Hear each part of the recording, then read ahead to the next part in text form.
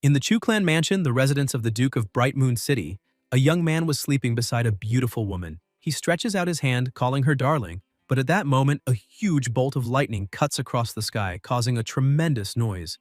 The girl wakes up startled, asking Xuan what he's doing there, but the poor boy is also a little lost, asking if she really is the second young lady and where Chu Chuyan is. Suddenly, shouting begins outside, telling people to help immediately because the young master is in the second young lady's room. Still confused, Xuan asks himself what happened and how he ended up in the second young lady's room, but he decides to run away before something worse happens to him. As he runs desperately through the rain, he keeps questioning why he is there and how this happened. He ends up tripping in the middle of the forest, while some of the guards chasing him say there is no one on that side and that it seems the young master is not there. The protagonist keeps trying to run, thinking that if he is caught, he will be a dead man and will probably be forced to leave Bright Moon City. But suddenly, he receives a blow to the head and loses consciousness. A man remarks that this piece of trash really can run fast. An extremely powerful bolt of lightning strikes a tree. The man who had captured the protagonist had tied him precisely to that tree. He approaches, saying that it looks like everything is over, and that all he needs to do now is eliminate the evidence. The man says that on that night, after the protagonist was caught in his sister-in-law's bed on his wedding night, he managed to escape, but was killed by lightning as a form of divine retribution, since that kind of death seems more acceptable. The man removes the ropes and keeps laughing, saying he cannot tell whether the protagonist is very lucky or unlucky because an incompetent and useless man like him becoming the husband of the Duke's eldest daughter is indeed an enviable fate. However, after the protagonist entered a powerful clan like that, he accidentally became involved in the struggle for the throne of the great Zhou dynasty, so he is the only one to blame for his terrible destiny. But dying beneath the peony and becoming a ghost does have a poetic touch, even if the protagonist never had time to actually do it. In the real world, inside an apartment, the weather was also very gloomy, and heavy rain was falling. The protagonist at his computer was in the middle of an argument.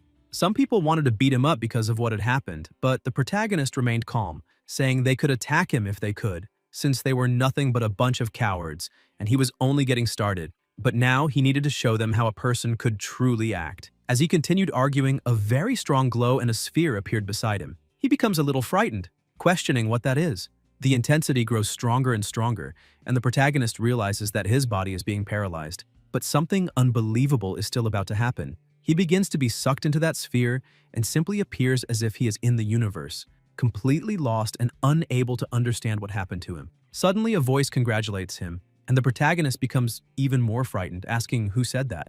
The voice continues, saying that he has successfully linked the keyboard warrior account after fulfilling the necessary conditions.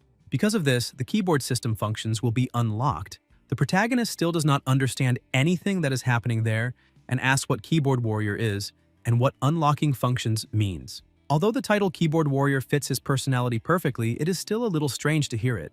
The system asks him to collect the secret manuals from the 12 inaccessible regions of that world and then incorporate them into the function keys from F1 to F12. Each time he collects a manual, one system function will be unlocked. The protagonist remains surprised as he sees his own keyboard and asks how it ended up like that. The system simply wishes the keyboard warrior good luck. But the protagonist asks the system to wait a second and questions what the 12 inaccessible regions are and how he is supposed to find those secret manuals. Besides that, there is something even more important. He asks where he is and how he can get out of there. But suddenly the sphere appears behind him again and takes him somewhere else. The protagonist loses consciousness, but starts hearing some voices saying that the coroner has arrived and that the poor man was struck directly by lightning, making it impossible to even see who he is. Some people ask if he is not the man chosen by the Duke's eldest daughter to be her husband.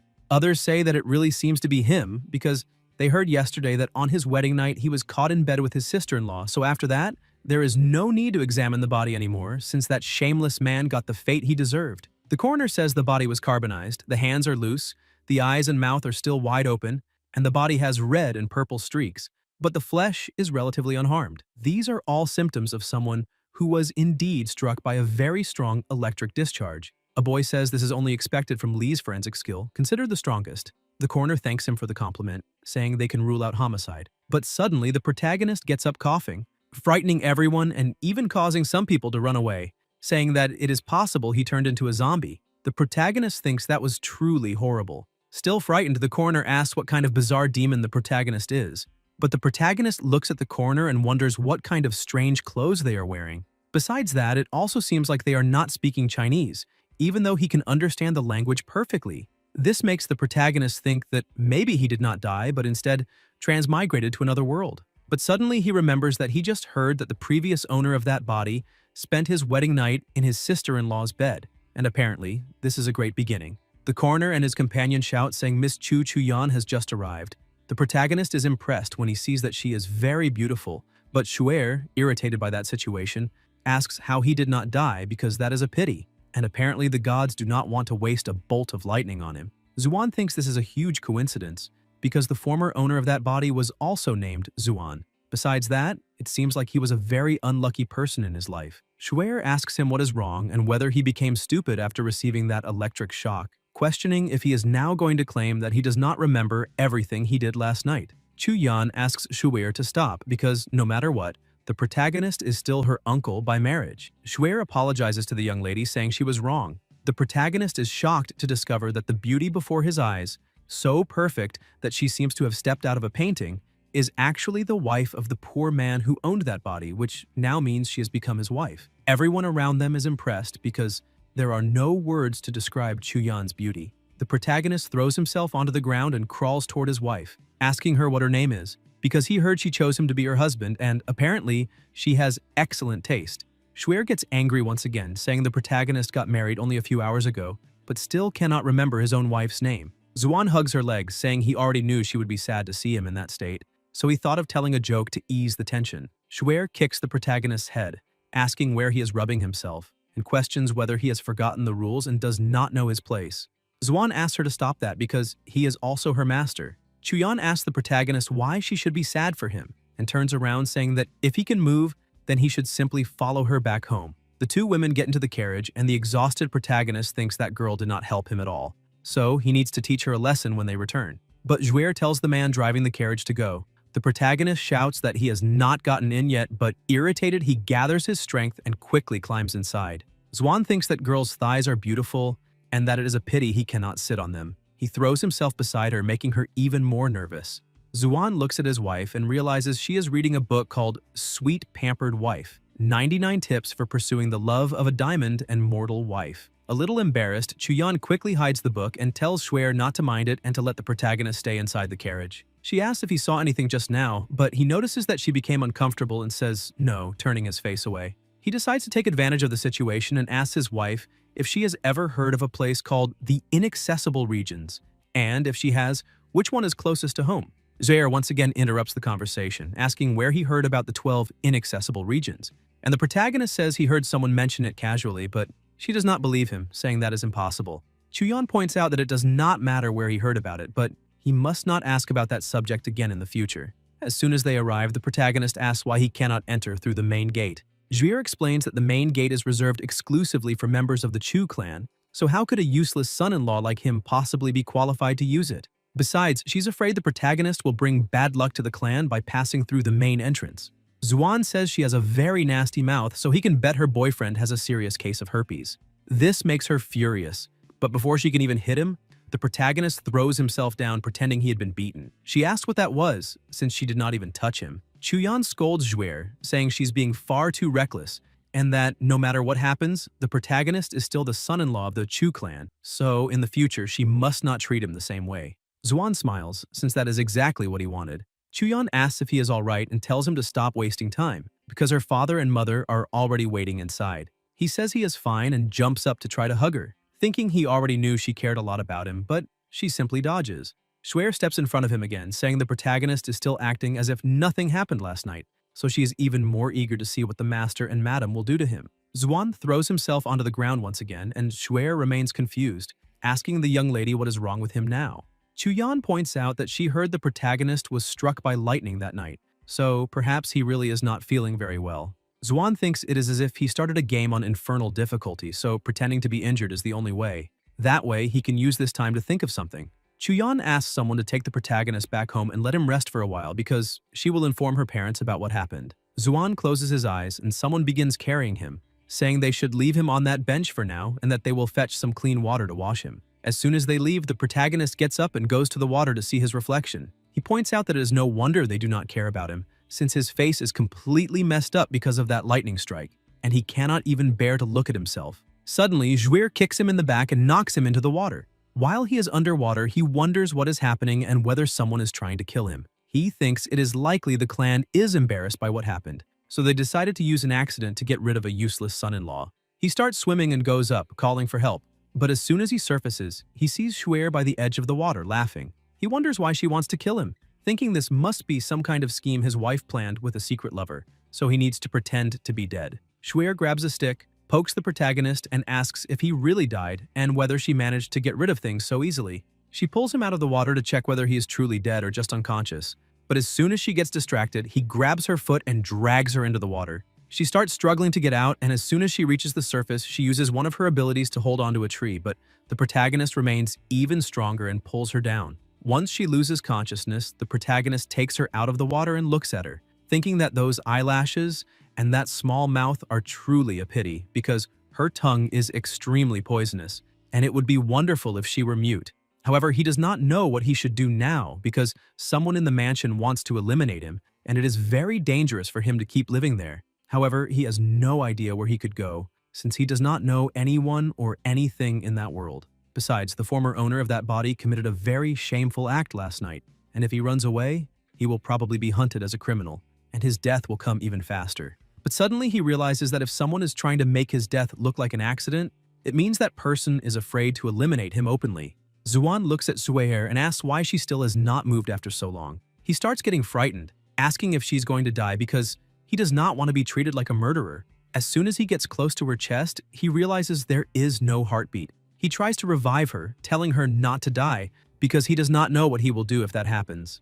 Chuyan walks over to them and asks what he is doing. The protagonist turns around in fright and asks if she would believe him if he said he was trying to save her life. His wife simply tells him to move aside, and as soon as she begins the resuscitation, the protagonist is impressed because he did not know his wife was also a martial arts master. He asks if she is a martial arts master and wonders why she cannot teach him, since he has the qualifications. Chuyan points out that it is already too late because he is already an adult man. Besides, his talent is only D-class. She also points out that, as she already said before, in their marriage, he can only call her Miss Chu or Chuyan, and in the future, he must not refer to her with those two terms he just used. The protagonist says he understands and calls her darling once again. Zhuir begins to wake up, and Chuyan asks if she's all right and what exactly happened there. The protagonist thinks a servant would not dare try to eliminate him. So whoever is behind this is truly a mystery. He even suspects his own wife, but in truth, it could be anyone.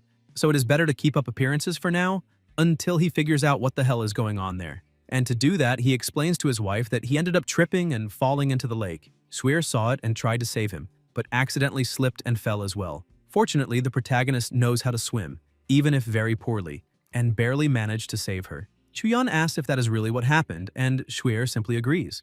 Chuyan says Zhuir is soaked and tells her to take a bath, change clothes, and then go eat with her. Zuan asks Zhuir where she is going to bathe and whether he could go with her, but she says she would not do that even if it cost her life. During the night, the protagonist approaches the house and hears the two of them talking. Zhuir asks Chuyan if she would like to eat some sunflower seeds. Chuyan says no, and points out that she should not eat too many either, since she might end up breaking her teeth. Zuan thinks his wife is waiting for him inside, but before he can enter, he hears Zhuir saying that he is becoming more and more difficult to deal with because he used to be very quiet, but today he seemed completely different. The protagonist is surprised and thinks that maybe he was right to believe his wife truly wanted to kill him. Chuyan agrees with Zhuir, saying the protagonist really was a little different and that perhaps the lightning strike messed up his head a bit. Zhuir asks why the young lady did not confront the protagonist about what happened last night. Chuyan explains that the events of last night were very bizarre and she needs to discuss it with her parents tomorrow before deciding what to do. Still irritated, Zhuir asks why the lightning did not eliminate that guy, because if that had happened, the young lady would no longer need to waste time with that piece of trash. Chuyan scolds her again, saying she must not say that kind of thing again. But at that moment, the protagonist kicks the door open and his wife is surprised, asking what he is doing there. Zuan explains that it is dark, so what else could he be doing there? Obviously, he is going to his bed. Chuyan asks who said he could sleep inside. The protagonist points out that it is only natural for a husband to sleep with his wife, but Chuyan kicks him in the face, sending him flying away. Zhuir starts laughing, saying the protagonist is nothing but an idiot, and asks why he does not kiss the floor and then stare at his own reflection in it, because apparently he has forgotten who he really is, thinking he can approach the young lady. Zuan gets up and says this is exactly what he expected. Shuer finds the situation a little strange and asks if the lightning really fried his brain. Zuan thinks he is now certain that the previous owner of that body never consummated the marriage. He planned that little scene to test a theory that has just been confirmed, which means he can start from scratch with his wife. Chuyan asks if he is alright. Zuan also realizes that for some reason, his wife does not want that information to spread. He gets up and starts shouting, telling everyone to listen to how much injustice is happening, because he has never heard of a wife refusing to sleep with her own husband. Chuyan runs over to him, covers his mouth, tells him to stop talking, and then closes the doors. The protagonist starts licking her hand and she pulls away, saying, "That is disgusting." Zuan asks why she married him if she does not want to sleep in the same bed, because tomorrow he will start a huge commotion in the streets, gather a troop of drummers, and announce the truth for everyone to hear. That way, he can see whether the clan's reputation will be ruined or his own will. Chuyan says he does not have the courage to dare do that. The protagonist walks over to the table and sits down, asking why not, since his reputation is already completely ruined anyway, and he is not afraid of making it even worse. Besides, he asks if she also does not want the other rich young masters to know that she is pure and untouched. Chuyan gets irritated and asks if he really wants to sleep with her. He is surprised, wondering if she really agreed to him just because he said that, and says yes. Chuyan says she will allow Zhuer to keep him company that night.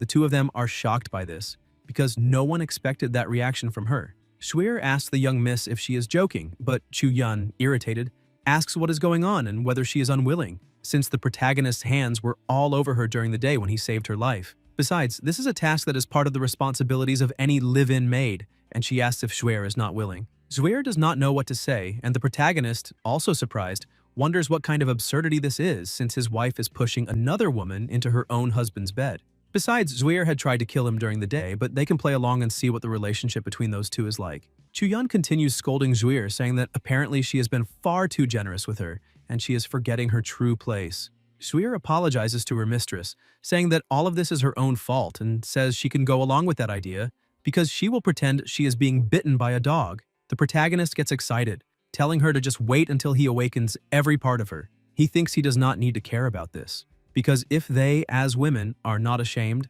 then he should not be either. And if the two of them want to play this way, that is fine with him. He will play along until the end and see who gives in first. Chuyan only watches from outside while thinking about who the spy in the Chu clan could be, hoping it is not Zhuer. A short while later, a scream is heard from inside.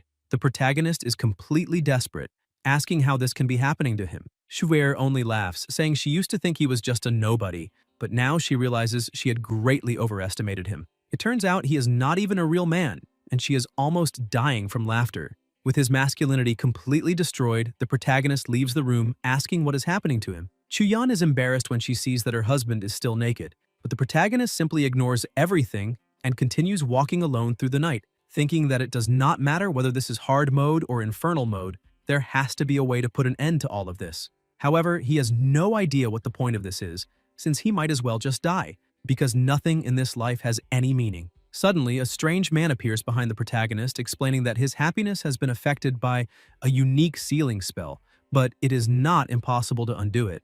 Zuan looks at the man and asks about the sealing spell and who placed a sealing spell on him. He also asks if this man really has a solution for it. The protagonist thinks it might be his wife, but judging by her previous behavior, that does not seem to be the case.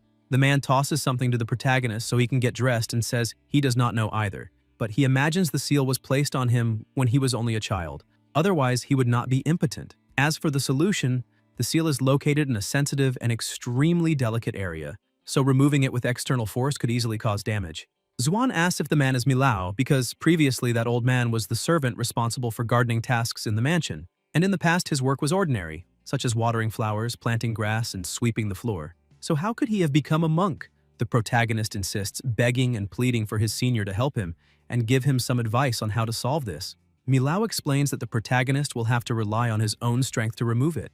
Once his cultivation reaches the master realm and his ki becomes spiritual, he will naturally have the ability to remove it. But Zuan is surprised and asks if it really has to be the master realm. Milao notices that the protagonist is a little upset and asks if he really understood everything. Zuan says yes, however, he heard that unfortunately he has no talent and is already an adult. So how can he possibly reach the master realm? He tries to run away, saying he would rather die than live like that. Milao grabs him, asking what the rush is. Indeed, it is useless for the protagonist to train using ordinary techniques, however.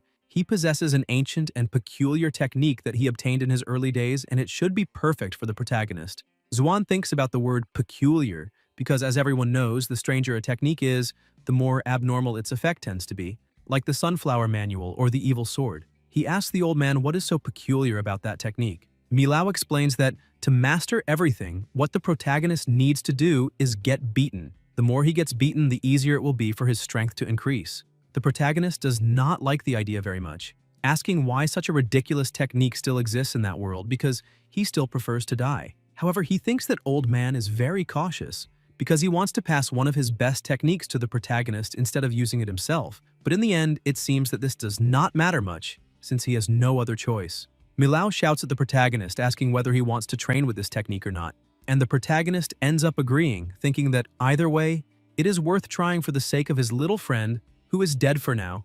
Milao throws a scroll to the protagonist.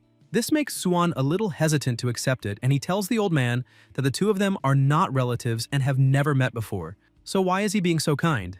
Milao explains that the truth is he does not have much time left and does not want this technique to be buried along with him. But Milao was actually planning something much worse. He thinks that finally, after so many years, he has found a suitable body, and after the protagonist reaches the Master Realm, he will get rid of that boy and possess his body. That way, he will be able to take everything the protagonist has, even his wife. The protagonist looks at the scroll and gets irritated, preparing to throw it away while shouting that he would have to be a complete idiot to believe what that old man is saying.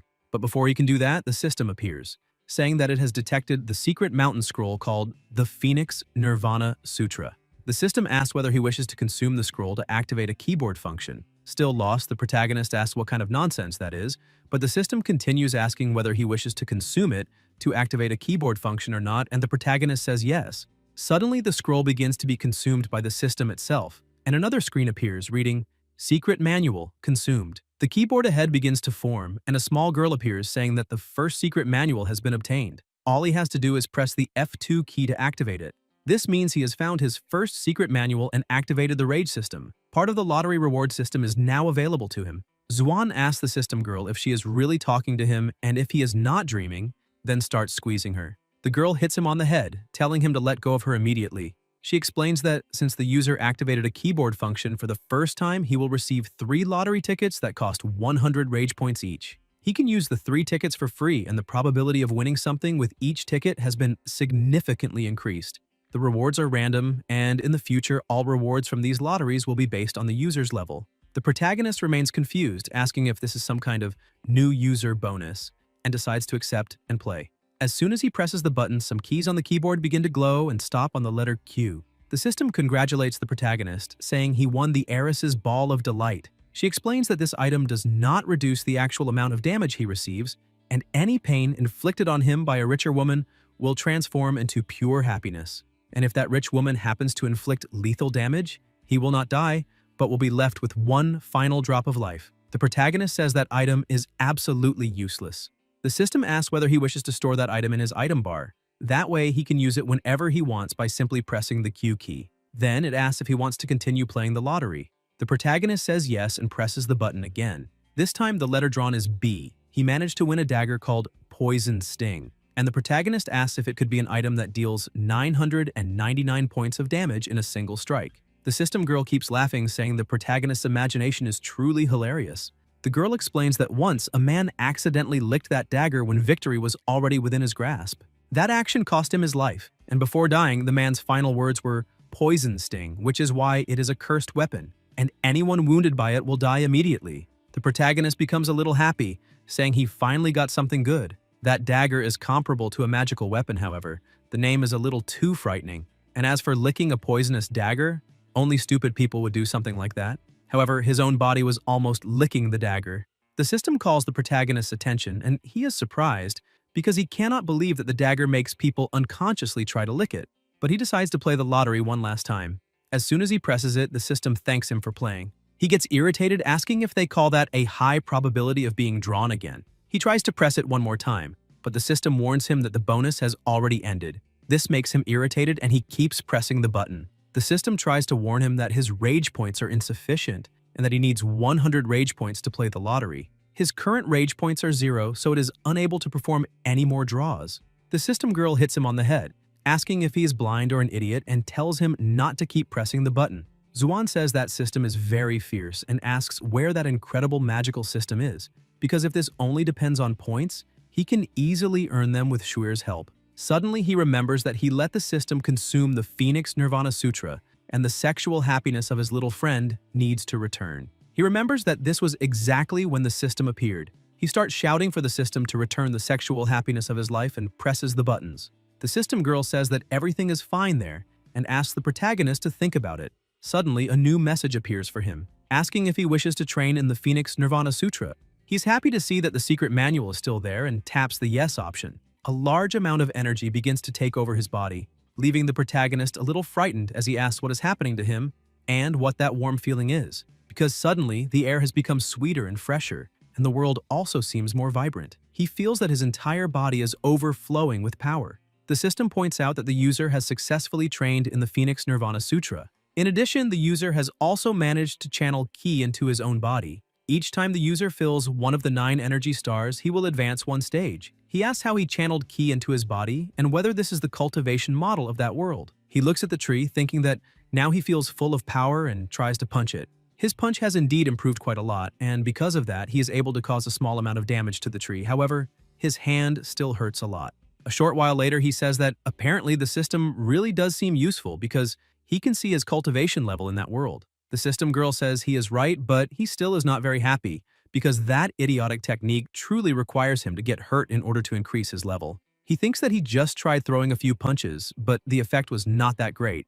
The golden energy gathered was not very high, and all he needs to do is fill each sphere to increase the technique's level and his strength. This means he cannot even train by himself, and it seems the only option is for someone else to beat him. Suddenly, his little sister-in-law bangs hard on the door and calls the protagonist, leaving him surprised. She puts her foot on the table, asking who he is calling sister-in-law, because she has no idea what her older sister was thinking by bringing the protagonist back and not even punishing him for what he did. Zuan only stares at her, thinking she is a very adorable girl. The system says he successfully provoked Chu Huanchao and obtained 10 rage points. She asks the protagonist what the hell he is looking at since he is just a dog. The rage points continue increasing. The protagonist realizes that this little girl seems to have a terrible temper, and he would be a fool not to take this chance to earn some rage points. He tells her that, to be honest, he has a question and needs to get it off his chest. She asks what question it is. Zuan says her older sister has a very beautiful name, like Chu Yan, so why did her parents give her such a horrible name? This makes her so angry that the protagonist manages to earn 666 rage points. Huanzhao explains that the name Chu Yan was chosen by her own sister because her real name was Zhaodi. The protagonist is surprised because he did not expect a cheap-looking wife with such a nice appearance to have a village girl's name. The protagonist says he understands now and asks why she does not change her own name too. She says she wants to, but her parents will not allow it, and neither will her sister, even though her sister was able to change her own name. However, she does not give a damn about anyone. The protagonist remains happy, seeing that her anger is rising very quickly. Huanzhao shouts for the protagonist to stop trying to befriend her, because she still has a score to settle with him over what happened last night. The protagonist asks what score that is and points out that last night was just a misunderstanding. Huanzhao shouts that he climbed into her bed, so how could that possibly be a misunderstanding? The protagonist asks why she did not stop him, since she could have called the guards or something like that. Besides, she is still just a child, so how could he think obscene things about her? Huanzhao curses the protagonist, saying she is already an adult. But the protagonist keeps irritating her, saying that if she keeps staring and shouting like that, no one will want to marry her in the future. Besides, her little... But before he can continue speaking, she rushes forward and punches him in the face, sending him flying far away. She points out that for a moment, she thought he might actually have some ability, given how determined he is to irritate her, but in the end, he is just a weakling. She whistles, calling bootlicker. The protagonist cannot understand how such a young girl already has a bootlicker, and apparently the men of that world are all sissies. But what enters is actually not a man, but a huge dog. She closes the doors and starts laughing, and the protagonist becomes a little terrified by it. Huanzhao orders Bootlicker to bite that piece of trash, and the dog immediately runs after the protagonist, who tries to get away. They run around the table, but the girl curses her own dog, saying he is a stupid mutt, and asks why he needs to keep chasing the protagonist around the table when he just has to jump over it and solve the problem. The dog obeys and climbs onto the table, trying to attack the protagonist. He opens his keyboard and thinks this is not going to end very well. He presses the B key, takes out his dagger, and with a single strike manages to defeat the dog, asking if it really died. Huanqiao goes over to her dog and calls Bootlicker's name, asking what is wrong with him, but when she sees that the dog does not respond, she looks at the protagonist and asks how he had the courage to kill him. Xuan only laughs, saying that now she knows what he is capable of, but this only makes her even angrier. She grabs a whip, saying he will pay for Bootlicker's death, and strikes him with it. However, it is not just the wound, as it causes an even greater pain effect. He starts rolling from side to side, saying it hurts a lot. Huanqiao asks if the protagonist is scared now, because her older sister was worried about others bullying her, so she found that unique weapon for her. The name of that weapon is the Whip of Lamentation. When hit by it, enemies feel pain 10 times greater than normal, and no one can endure such pain. The protagonist thinks that technique really is trash and asks the system if it is possible for him to increase his level several times later, but the system girl only smiles, saying that he will have to see that with his own eyes later. Huanqiao sits in a chair and says she would like to make a bet with the protagonist. If he can take 3 strikes from her whip without screaming in agony, then she will not blame him for Bootlicker's death. He thinks that girl is very perverted because he is a serious man, but she wants him to do other things. However, he decides to accept, but he asks her to wait just 1 minute because he needs to prepare himself. He takes the other item he won and asks how it works and whether he needs to rub it. The system girl says he just needs to rub it on any part of his skin. Huanqiao keeps pressuring him, asking if he is still not ready because she does not want to keep wasting time. The protagonist rubs the item on his arm, opens his arms, says he is ready now, and tells her to begin. As soon as she lands another strike on him, he starts wondering what he should do, because he can barely stop himself from moaning. Huanqiao, like a true torturer, asks what is going on and tells him to scream, because there is no need to hold back. However, the protagonist prepares himself and tells her to quickly give him 2 more lashes. Huanqiao starts getting confused, wondering how someone can endure the pain of the Whip of Lamentation. In his imagination, the protagonist is standing before a door and asks if that is the door to a new world of sensations. Huanqiao, who had already given him 2 more lashes on the butt, becomes a little upset, asking how that is possible and whether her whip really broke. The protagonist gets up and asks if he won. Huanqiao asks him to whip her once, and the protagonist asks if she is really serious. Huanqiao tells him to stop talking nonsense and hit her already. However, he cannot hit her face. Xuan tells her to lie down on the table and show her butt a little. As soon as he lands the first strike with the whip, she falls to her knees on the floor, screaming that it hurts a lot.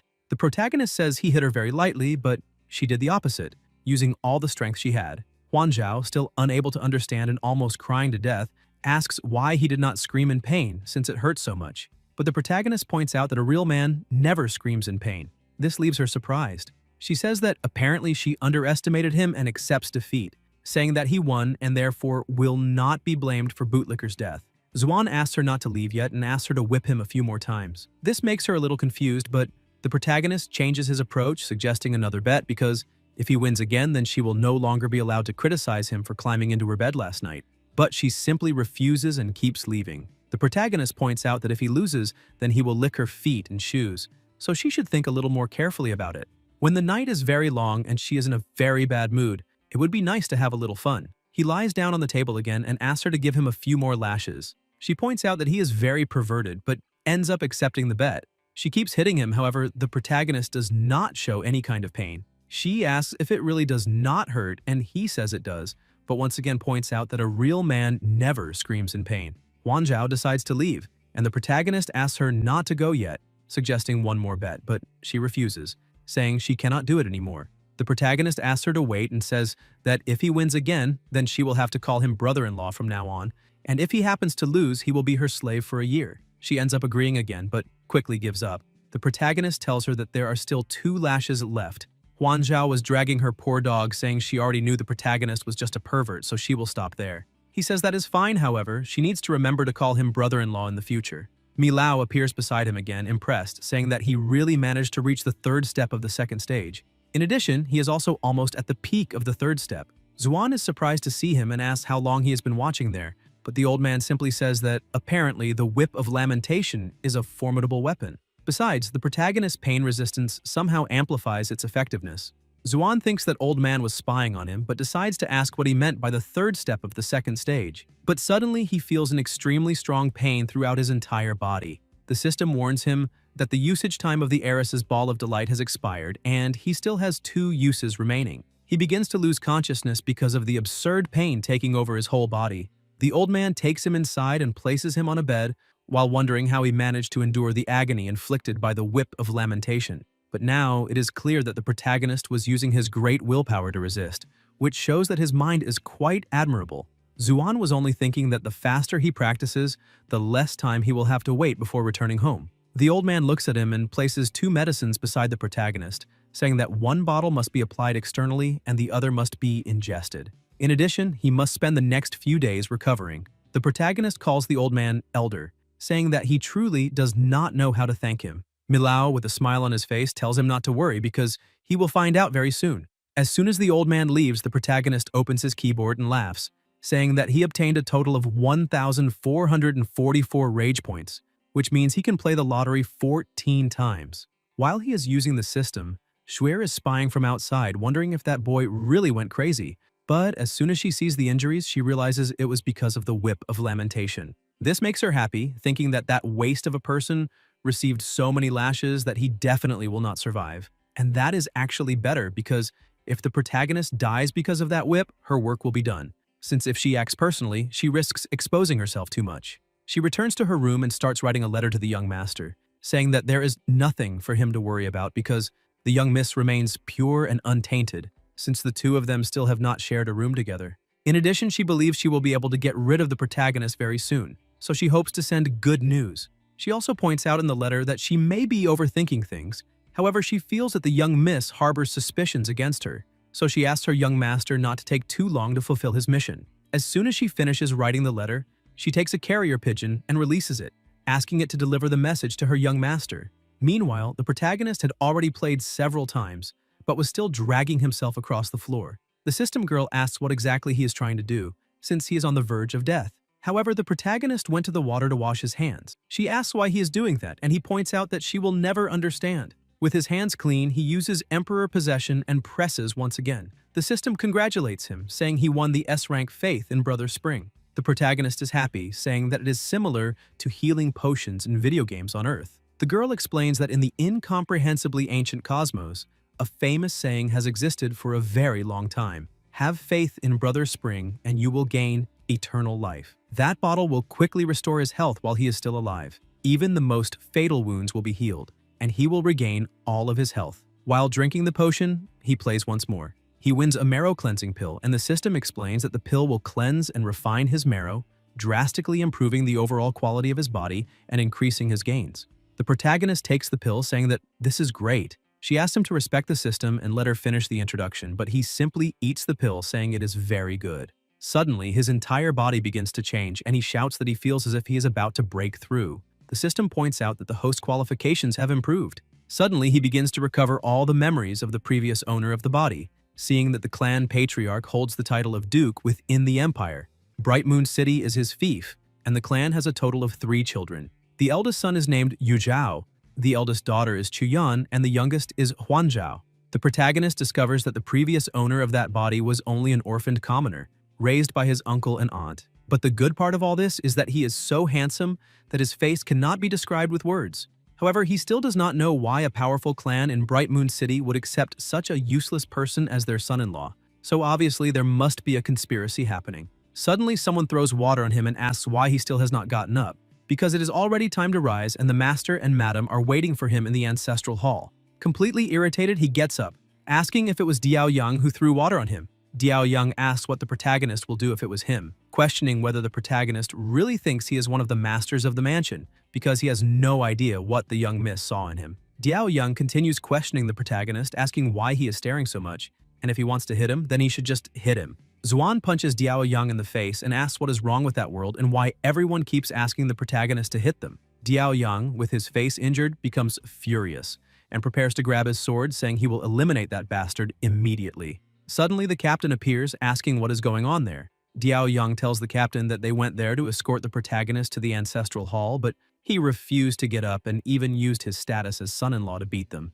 And the proof is that his nose is broken. The captain says that everyone is waiting in the ancestral hall while he stops speaking and is surprised to see that the protagonist's injuries are from the whip of lamentation. The protagonist says yes and points out that he is badly injured and cannot get out of bed. The captain points out that it does not matter whether he is injured or not because everyone in the ancestral hall is getting impatient, so they cannot waste any more time. He asks someone to bring a stretcher to take him to the ancestral hall because the truth about what happened will soon be revealed.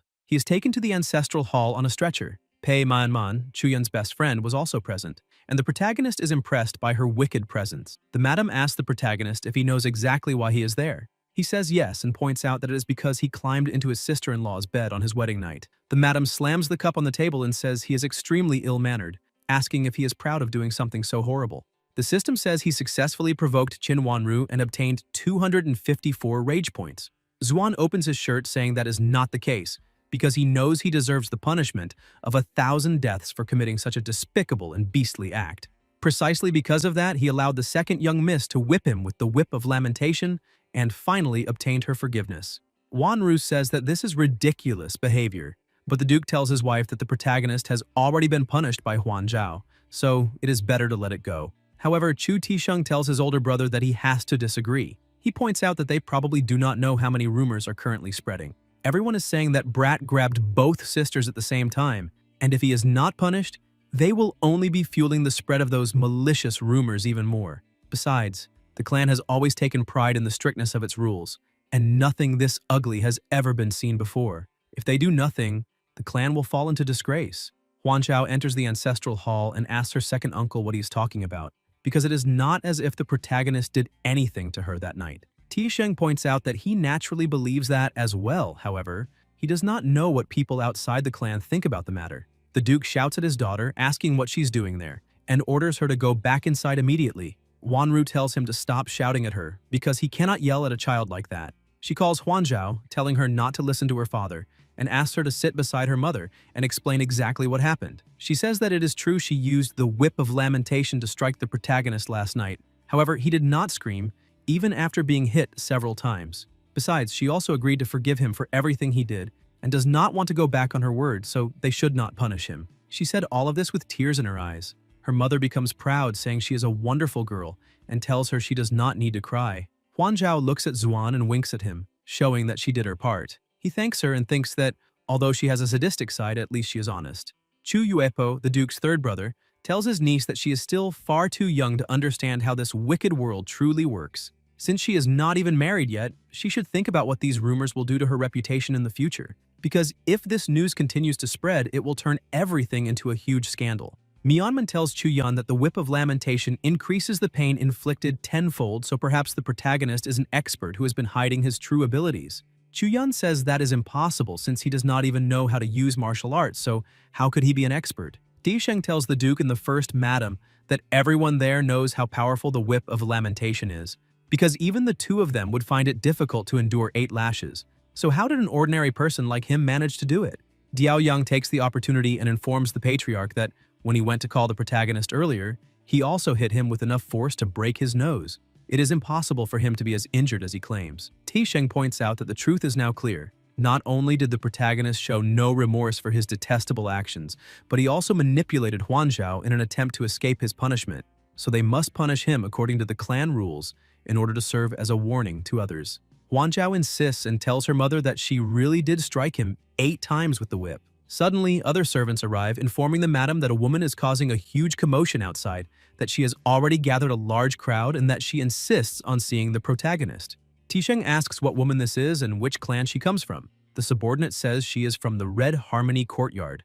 Wanru shouts that this is shameful and orders that woman to be brought into the ancestral hall immediately. Shuier, who had planned all of this, smiles because she did not expect the protagonist to actually survive such serious injuries, but fortunately she came prepared.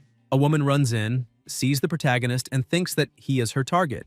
She runs over and throws herself onto him, saying that he is a heartless man and that, after using her however he wanted, he said he had no money and could not pay, but promised to take her home as his concubine. He had even said that she could become sisters with the young misses of the clan. So that was the only reason she agreed to him, and how could he abandon her like this? Zuan asks that woman to behave for a moment. Wanru grows more and more irritated by the whole situation, saying that the protagonist is a filthy scoundrel and asks what he has to say in his defense. He asks her to wait just a moment because he will explain everything. He looks at the girl and asks what her name is. The girl, acting very well, points out that the protagonist passionately called her Spring Blossom so many times, but now he is pretending to have forgotten. Zuan plays along and asks for forgiveness, calling the girl Sweet Spring Blossom, saying he has been busy recently and asks how much he owes her for her services. The girl asks how he can use the word services and whether that is meant to insult the feelings he paid for. She begins counting, saying they were together for almost half a month, which comes to a total of 30 silver taels. Xuan asks if he really slept with such a cheap prostitute, and apparently he must have been very desperate. The two brothers start laughing, saying they have to admit that young people these days have good taste. Xuan continues saying that this is far too cheap and offers to give her 300 silver taels. That way she can consider the extra as a betrothal gift. The girl is impressed and asks if the protagonist is serious.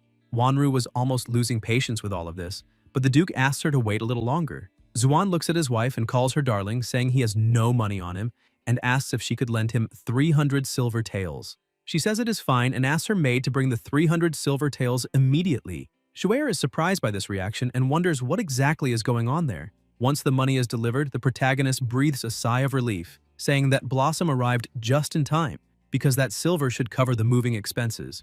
After all, the last woman he brought home was sent to the military camp, but she could not endure it, so Spring Blossom will have to take her place. The girl asks what he means by moving expenses and military camp. The protagonist laughs, asking if she does not know, and explains that unfortunately his wife is perfect in almost every way. Her only flaw is that she idolizes him too much and gets a little jealous when he does this kind of thing. The last time he brought a woman like her home, his wife made up a story to send her to the military camp to entertain the soldiers. It is a little embarrassing to act like a good bride every night, so he feels very bad for her. Chuyan realizes what needs to be done and asks the guards to take that woman to the military camp. But even so, she becomes very irritated. And because of that, the protagonist obtains 245 rage points. The guards begin taking the girl outside, and she screams that she does not want to go to the military camp and admits that everything she just said was a lie because she does not even know that man. The protagonist tells her not to worry because they are members of the private army, so they will take very good care of her. The only problem is that they are eager for fresh meat. As she is dragged outside, she screams Diao Yang's name, saying the situation is completely different from what he told her, and tells him to say something, because she does not want to go to a military camp. She keeps saying that he was the one who asked her to do this. Diao Yang slaps her across the face, telling her not to try to slander him, and curses her as a madwoman because the clan's forces have strict moral standards, so how could he possibly do something like that? But as soon as the Duke hears this, he approaches furiously, asking if he really ordered that woman to do this. The girl falls to her knees on the floor and explains to the Duke that Diao Yang gave her 20 silver taels and said she would earn much more after the job was completed. And since this is a Duke's estate and is filled with nobles everywhere, she was sure she could earn enough for a lifetime if she helped him. So she did all of that and begs the Duke to forgive her. Diao Yang kneels in front of the Duke as well, also begging for forgiveness, and points out that he was instructed to do this.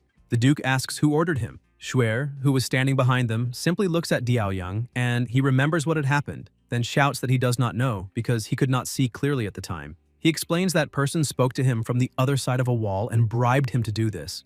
Besides, he had always hated the fact that the young miss married someone as useless as the protagonist, so like an idiot he agreed. But now he knows the mistake he made and asks for mercy because of his many years of service. The Duke says the situation is now very clear and that the protagonist was probably falsely accused, so considering that he has already been punished, the matter is over, and no one will speak about it again in the future. This is an order and is not up for debate. Wanru asks if Swan is really going to walk away freely without any kind of punishment. The Duke says no because the protagonist was involved in all kinds of bad matters, therefore, to ensure that he does not cause more trouble in the future, he will be sent to Bright Moon Academy to cultivate.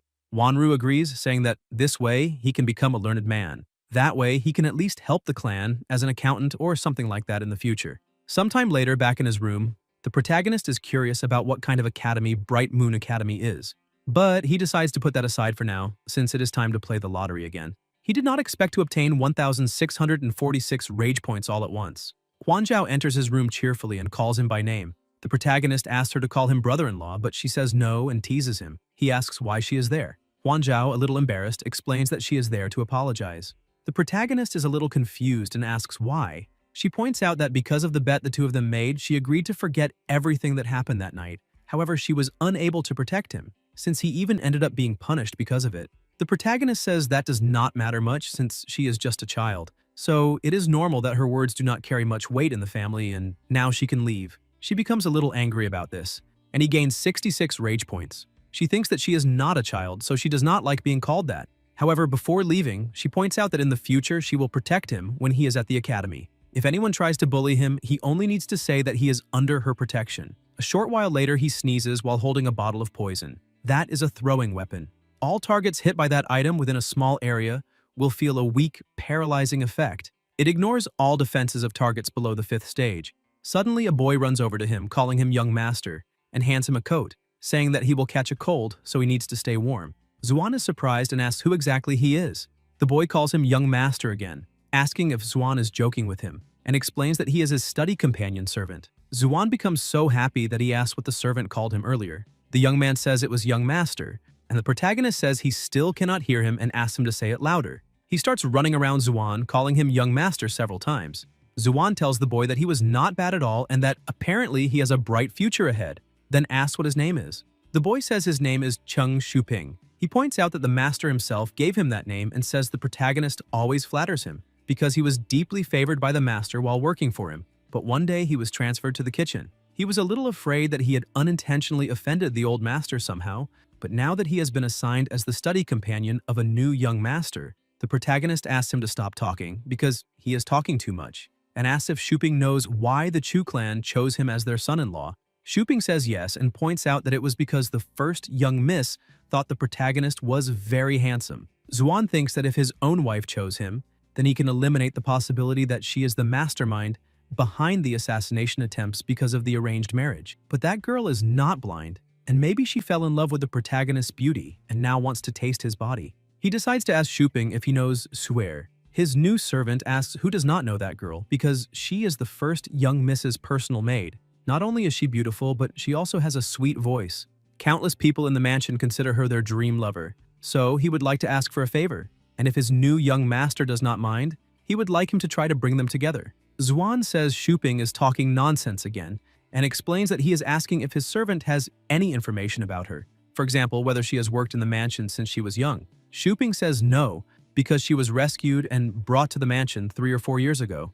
Zuan takes the opportunity and asks if he knows anything about cultivators in the master realm, and how many masters of that kind exist in Bright Moon City. Shuping says he knows, however, that city does not have any, and putting Bright Moon City aside, he doubts there are any masters in all of Linchuan County. This surprises the protagonist, and he asks once again if there really are none in the entire county. Shuping explains that, in the Zhou dynasty, only the 3 dukes, the Grand Marshal, the Swiftsteed General, and a few kings are masters. There are very few masters like them, so how could there be any in Bright Moon City? The protagonist says that is enough, and asks if there is any good doctor in Bright Moon City or anyone famous. Shuping says that Divine Physician Ji is the most skilled doctor in all of Bright Moon City, and to be more precise, he is the most skilled doctor in the entire county, and there is no illness he cannot treat. This makes the protagonist excited, and he runs out asking his servant to take him to that doctor. Shuping asks the young master to wait a moment and explains that the divine physician charges 100 silver taels as a consultation fee. Zuan is no longer quite so happy, but his servant says he can do something else, and the protagonist becomes interested, asking what it is. As soon as they arrive in front of the clinic, the protagonist asks why there are so many people gathered there and whether that city really has that many rich people. Shuping explains that most of those people are not there to see Divine Physician Ji. Some people start asking where Miss Ji is, and this makes Zuan curious, asking if the Divine Physician is a woman. Shuping says no, because the Divine Physician is actually Miss Ji's father. The young miss is not only a stunning beauty, but she's also known for being a warm and kind person. She usually offers free consultations to nobles, which makes her incredibly popular in the city. Those people are probably there to visit her. The protagonist asks how many beautiful women that guy has seen in his life, since maybe he has been single for so long that even a female gorilla would be a beauty in his eyes. But suddenly, the people start shouting that she is coming, and he asks why they are so noisy. The protagonist is shocked and asks why.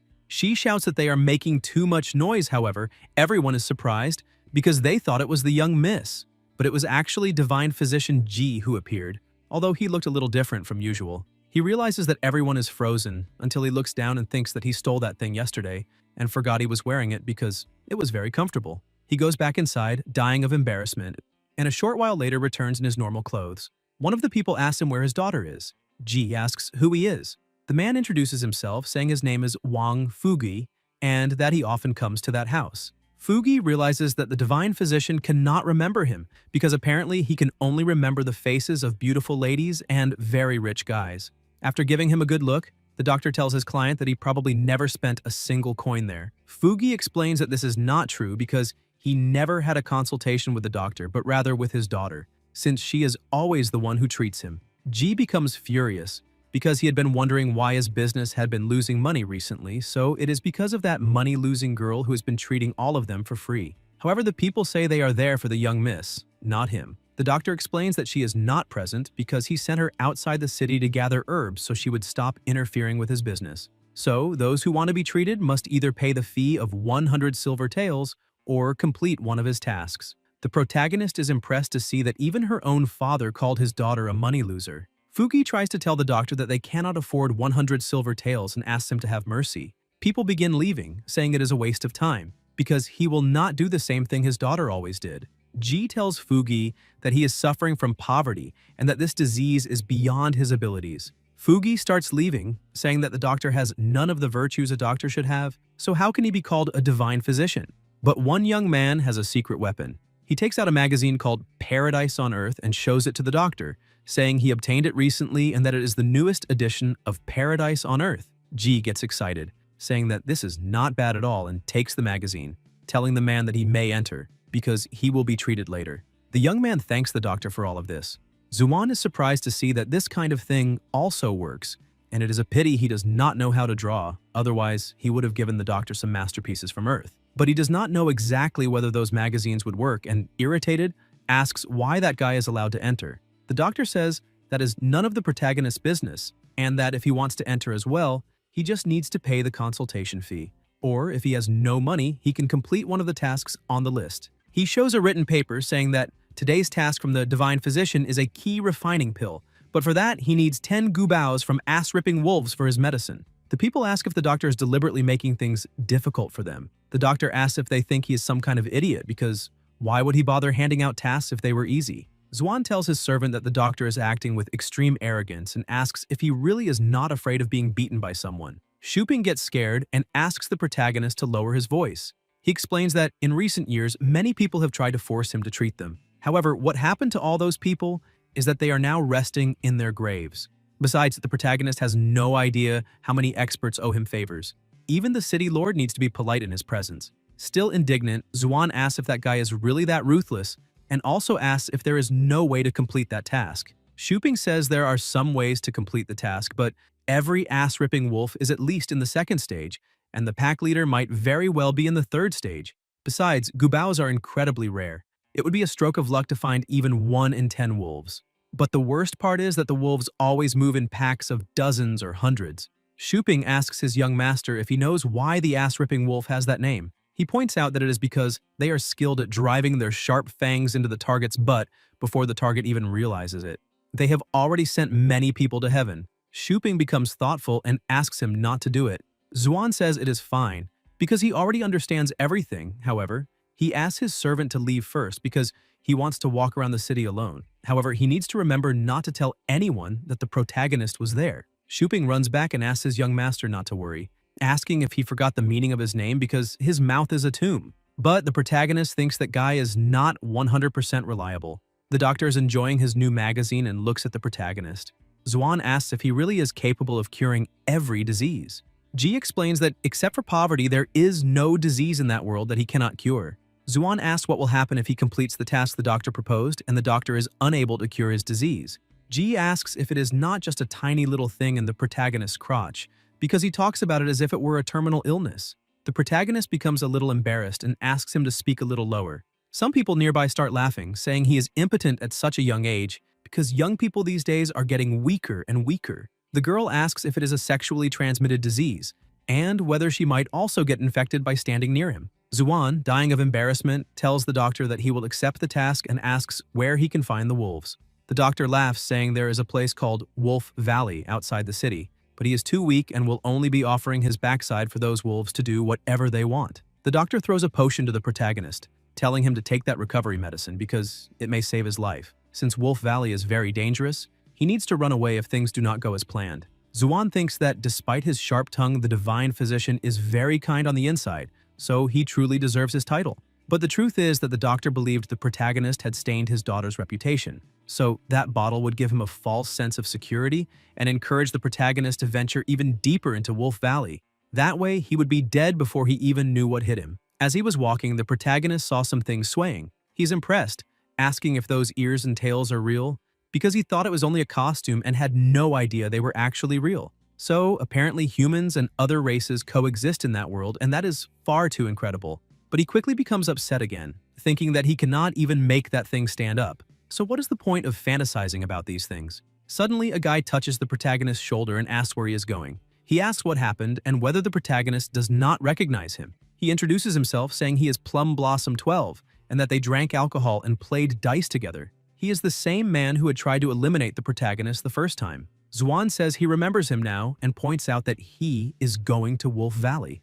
Plum Blossom smiles, saying that this is a great coincidence because he is also going there, and suggests that the two go together. But the truth is that he was thinking that he failed his mission once and was even severely punished by his master. He did not expect the protagonist to survive after being struck by lightning, but this time he can throw him into a wolf pack and no one will find out.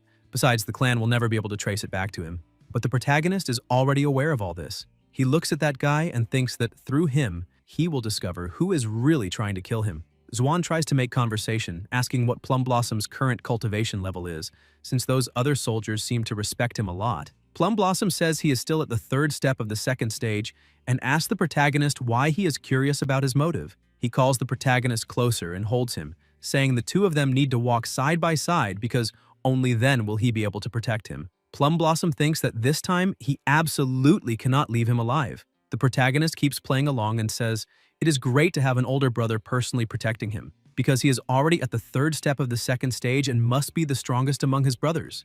But the protagonist thinks that, apparently, he does not seem to be that strong since he managed to obtain the same strength in just one day. And that idiot only has that much, yet still dares to mess with him. Plum Blossom explains that it is not quite like that because some of his brothers are as strong as him, but the strongest among them is his 13th brother. The protagonist points out that if all of them are that strong, then the boss behind them must be an incredible figure. Plum Blossom almost lets it slip, but tells the protagonist to forget it since he knows nothing about cultivation. So what is the point of them talking so much about that thing? Someone was behind a tree watching the two of them. Suddenly, Plum Blossom appears behind Tan, asking why he is in such a hurry. Tan is surprised and asks Plum Blossom if he is there to capture him. Plum Blossom starts laughing, asking how Tan can say that since he saved his life last time. Tan is surprised to see that Plum Blossom still remembers that. Plum Blossom asks how he could possibly forget such a selfless act. In any case, it is only a misunderstanding between the gang boss and Tan. As long as he can clarify things, Tan has nothing to fear, so why is he running away?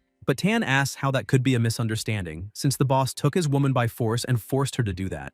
Plum Blossom points out that he does not feel entitled to speak about the grudge between the two of them, but personally he feels sorry for Tan. However, a real man like Tan will never lack women, and there is no need to hold a grudge over that.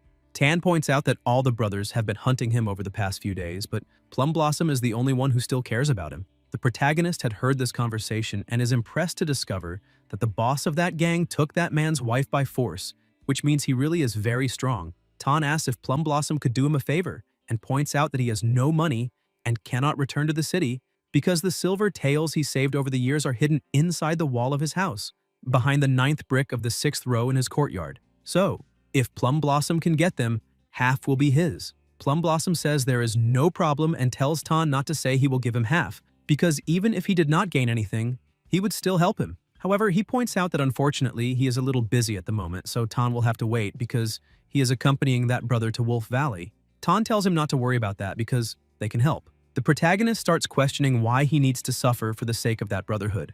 As soon as the guy grabs the knife, he becomes frightened, crying and not knowing what to do now, because if he reveals his cultivation, everything will be ruined. But Plum Blossom betrays Tan and stabs him in the body, saying that not only will he be rewarded by the gang boss, but he will also keep all the silver tails. So why should he bother helping him? Tan, in the final moments of his life, tells his old brother that he will not have a peaceful death. Plum Blossom says he does not need to be afraid because that guy was just a traitor to the gang, so he deserved to die. Still worried, the protagonist thinks that the last person this guy called brother is currently lying on the ground, cut down like a corpse. Plum Blossom asks why the protagonist is going to Wolf Valley.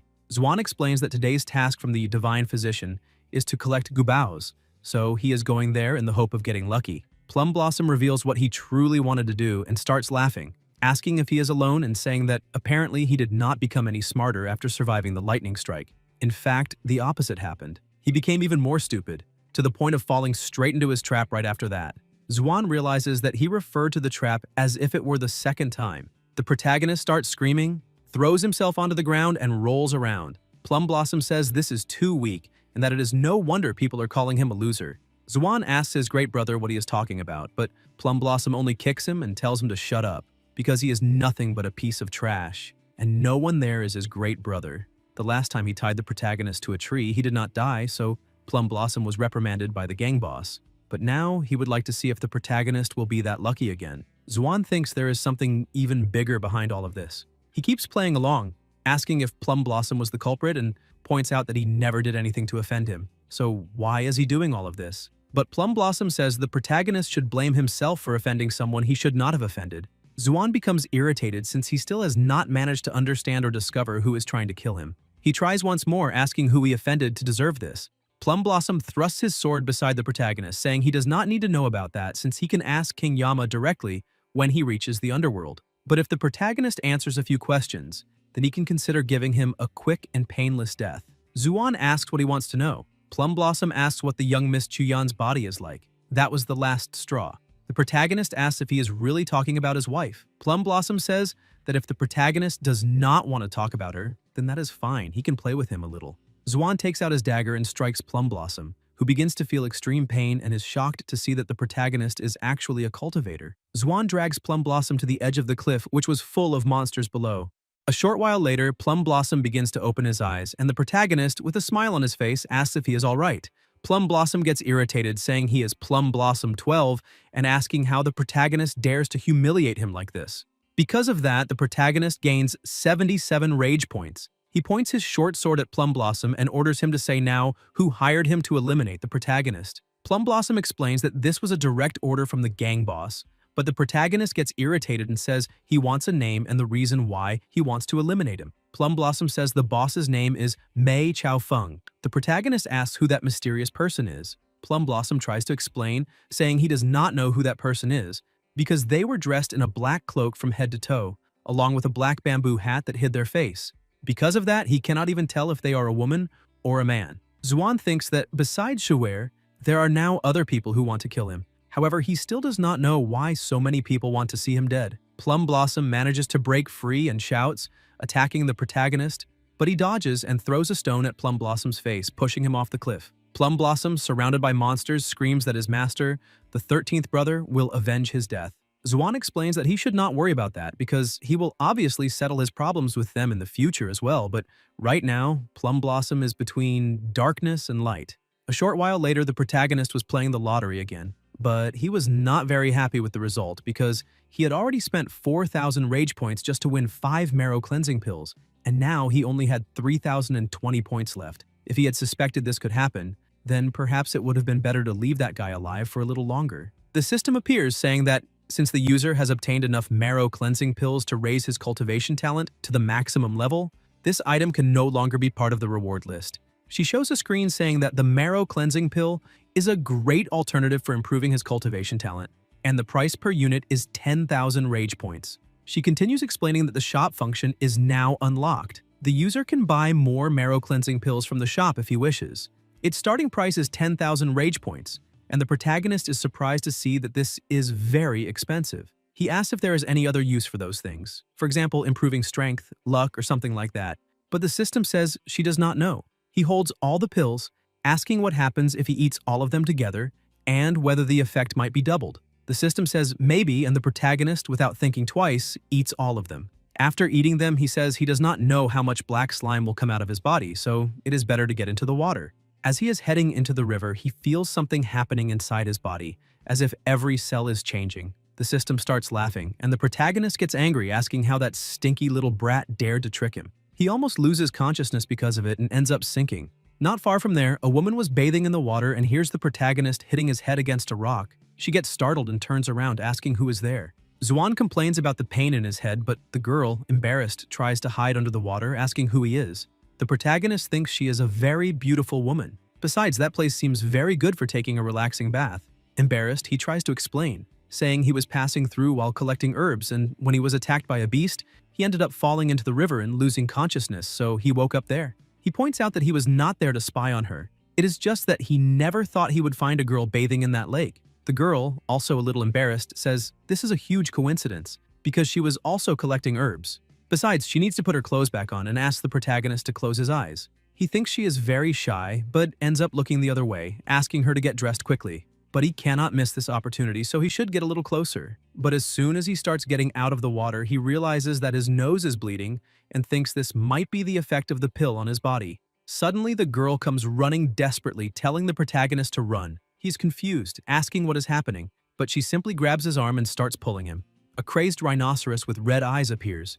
This is a beast in the 4th stage. It has weak senses and a terrible temper, which results in the habit of attacking any living being that appears in front of it. She explains that the rhinoceros was chasing her before, and the protagonist asks why she brought that thing to him. She apologizes for doing that, but asks him not to be afraid because everything will be fine. But Zuan is actually very calm and even a little happy about the situation. They keep running, and she says this should end soon and dodges a rock, but the rhinoceros destroys the rock with ease, and the protagonist asks when this soon will be. She starts a countdown, and as soon as she reaches one, the rhinoceros simply becomes dizzy and falls to the ground. She points out that it worked. The protagonist is impressed, asking how she managed to do that. The girl explains that she put a little sedative on that boulder, and the rhinoceros must have inhaled some when it crashed into it. Zuan asks what kind of medicine is so powerful that it can knock out a huge rhinoceros in a matter of seconds. This makes him suspect that she could be The girl interrupts him with a smile on her face and explains that this is a protection method her father created against perverts. The protagonist asks who her father is, and she says her father is named Ji Dungtu. After hearing this, the protagonist thinks she must be talking about the divine physician, and now everything makes sense. He tries to ask if she really is, but embarrassed, she covers certain parts of her body and asks the protagonist to stop looking at her and turn around. He apologizes and asks her to get dressed quickly. He tries to take a small peek, but she shouts, telling him not to look. The protagonist says it is fine and turns his back to her. A short while later, she pulls him, saying she is done now and they can talk. She asks why someone without cultivation is in that place collecting herbs. The protagonist says he will explain the whole truth and begins telling her that he is there to go after the ass-ripping wolves.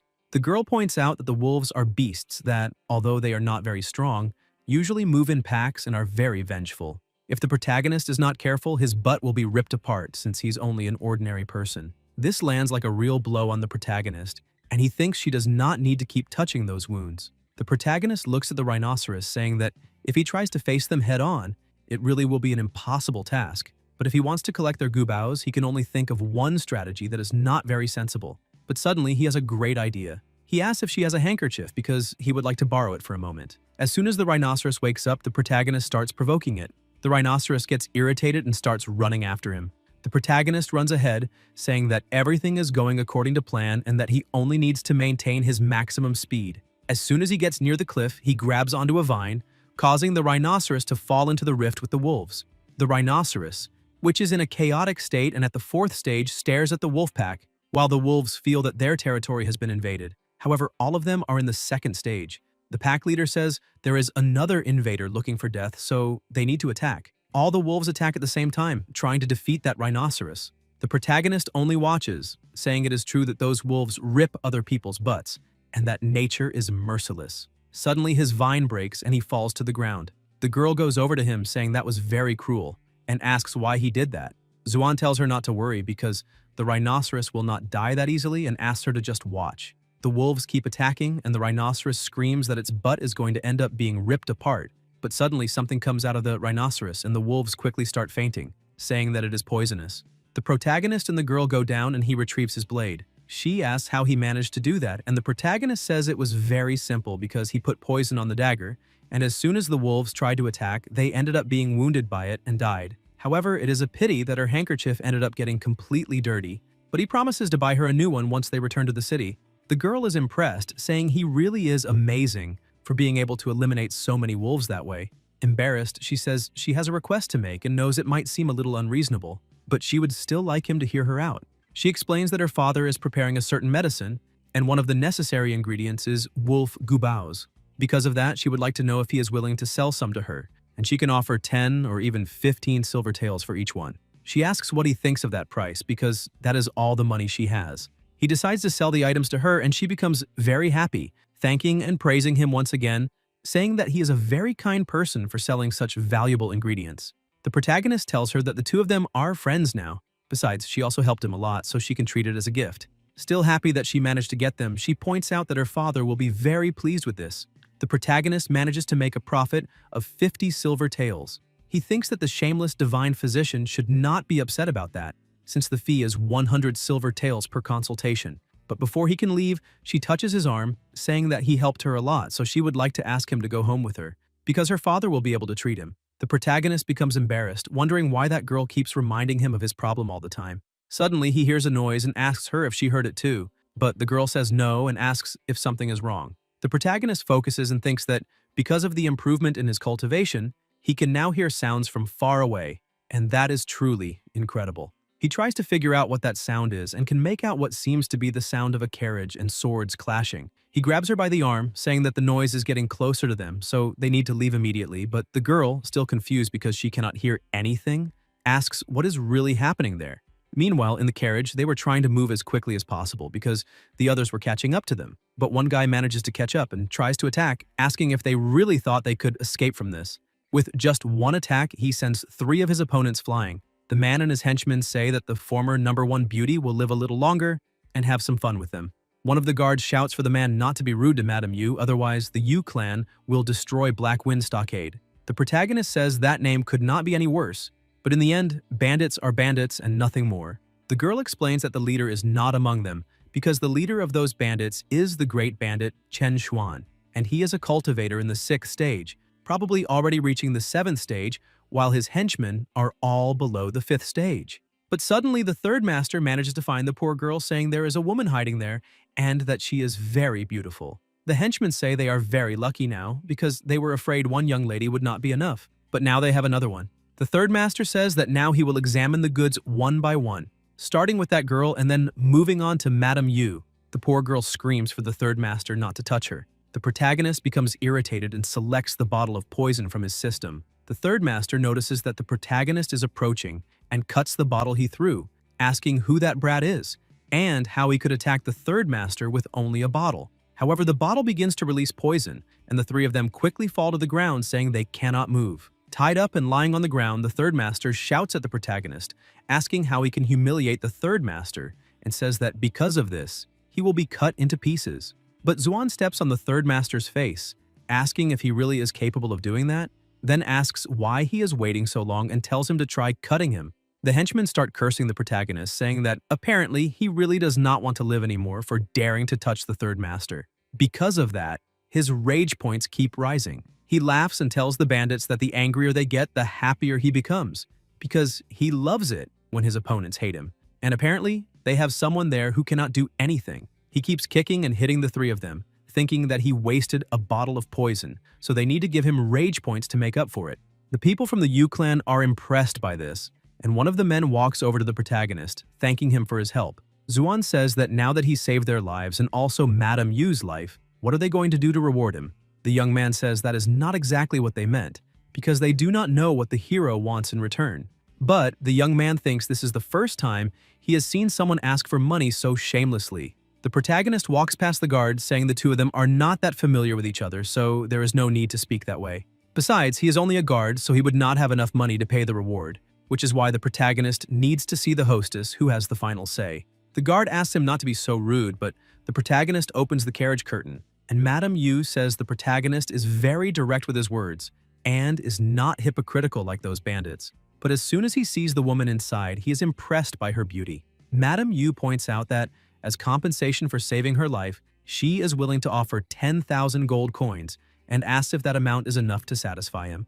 The protagonist says the gold is necessary, but he would also like to have the lady, then asks if she would be willing to accompany him on a walk through the forest so they can talk a little about love and spend some time alone. Madame Yu ends up accepting the invitation, and while the 2 of them are walking, she says that the protagonist insisted on taking her to such a remote place for a walk in the forest, so perhaps he wants to say something to her. Xuan looks at her and says he noticed she's a little impulsive when she asks a question. Yu asks him to stop joking around. The protagonist says that, for her sake, he will give her a piece of advice and points out that there is a traitor among her guards, because the bandits knew who was inside the carriage. That shows she was the target from the beginning. He asks if she does not think it is too much of a coincidence for an ambush to happen in a place like that, precisely when she was with her weakest guards.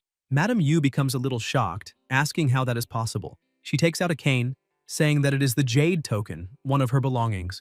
So, if he needs her help in the future, he only has to show it to the men of the Yu clan. So, if he truly needs her help, he does not need to avoid coming to her. Before accepting it, Xuan asks if that will be deducted from the 10,000 she said she would give him. She says no. The protagonist accepts it and tells her that he has a great idea to escape that situation, because all they need to do is say that the bandits will be tortured to death until they confess what really happened, and whoever wants to eliminate her will be the traitor. Madame Yu agrees, saying that if someone is working with those bandits, that person certainly will not want them to expose them. She thanks the protagonist once again for the excellent plan. Xuan starts leaving, saying that the good deed he did should not be revealed, so she cannot tell anyone that it was his idea.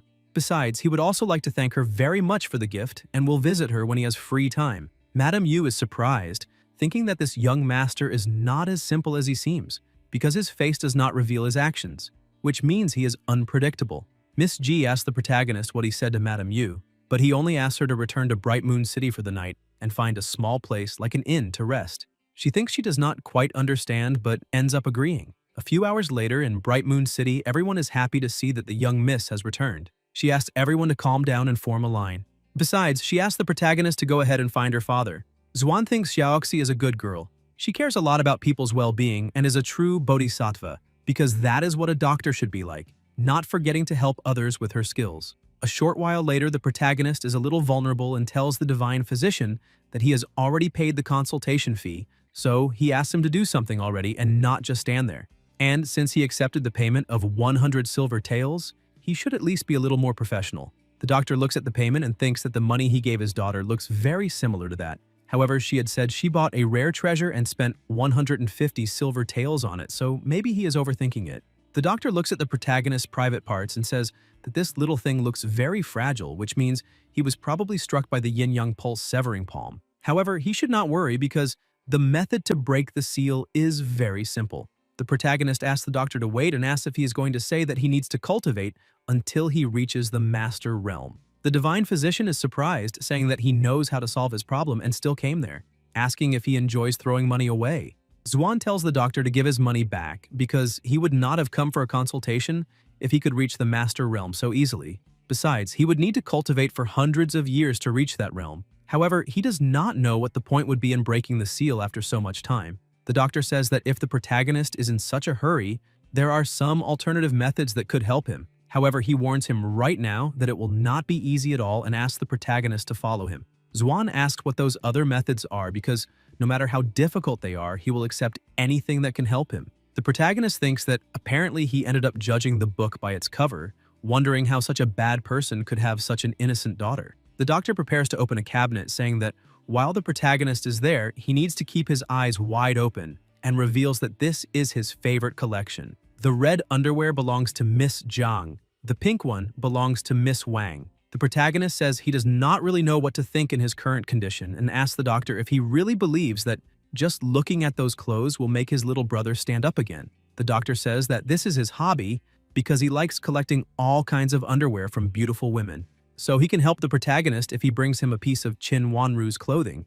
The protagonist falls to the floor, asking if the doctor has even the slightest bit of respect because he already paid the 100 silver taels consultation fee. The divine physician says that the 100 silver taels were the consultation fee, but the treatment fee is a separate amount. Besides, he knows the protagonist has no more money, and that is exactly why he is granting him special treatment and a disguised discount. If he were in the protagonist's place, he would accept it instead of complaining. Xuan tells the doctor that he should act a little more like a physician, because how does he have the nerve to call himself a divine physician while acting like that? A fetish for underwear means he is a huge pervert. Besides, Wanru is his mother-in-law, so how could he possibly do such a thing? Shuping appears running, calling his young master and asking where he was because he was getting very worried. The protagonist asks what the problem is, but his servant throws the clothes at him, saying that this is something extremely important, and asking if he has forgotten that today is the back-to-school day at Bright Moon Academy. Besides, he must not be late and needs to put on the uniform immediately and follow him.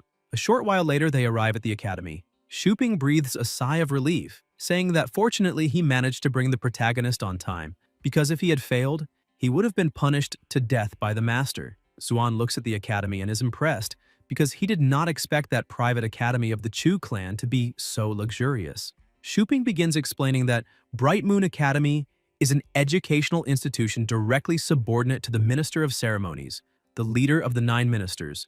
It is an institution created for the purpose of nurturing talented individuals for future service in the imperial court. Because of that, it is not a private academy of the Chu clan. But while he was giving that explanation, the protagonist had disappeared. Xuan was hiding, saying that he spent 20 years studying, from kindergarten to university, so he never wants to go back to school again. After gathering rage points for 2 days, he finally found a quiet place to play the lottery. He goes to a small house in the middle of the lake and starts playing, but the system says he has already spent 22,200 rage points and now only has 69 points left. The protagonist is not very happy, saying that after spending more than 22,000 rage points, he only managed to get 16 key fruits. However, he does not know what that fruit is used for. The system explains that the fruit increases the cultivator's key capacity. The protagonist decides to eat it, saying that in common language, this means it will not be a waste to eat it, and only this way will he know whether it is effective or not.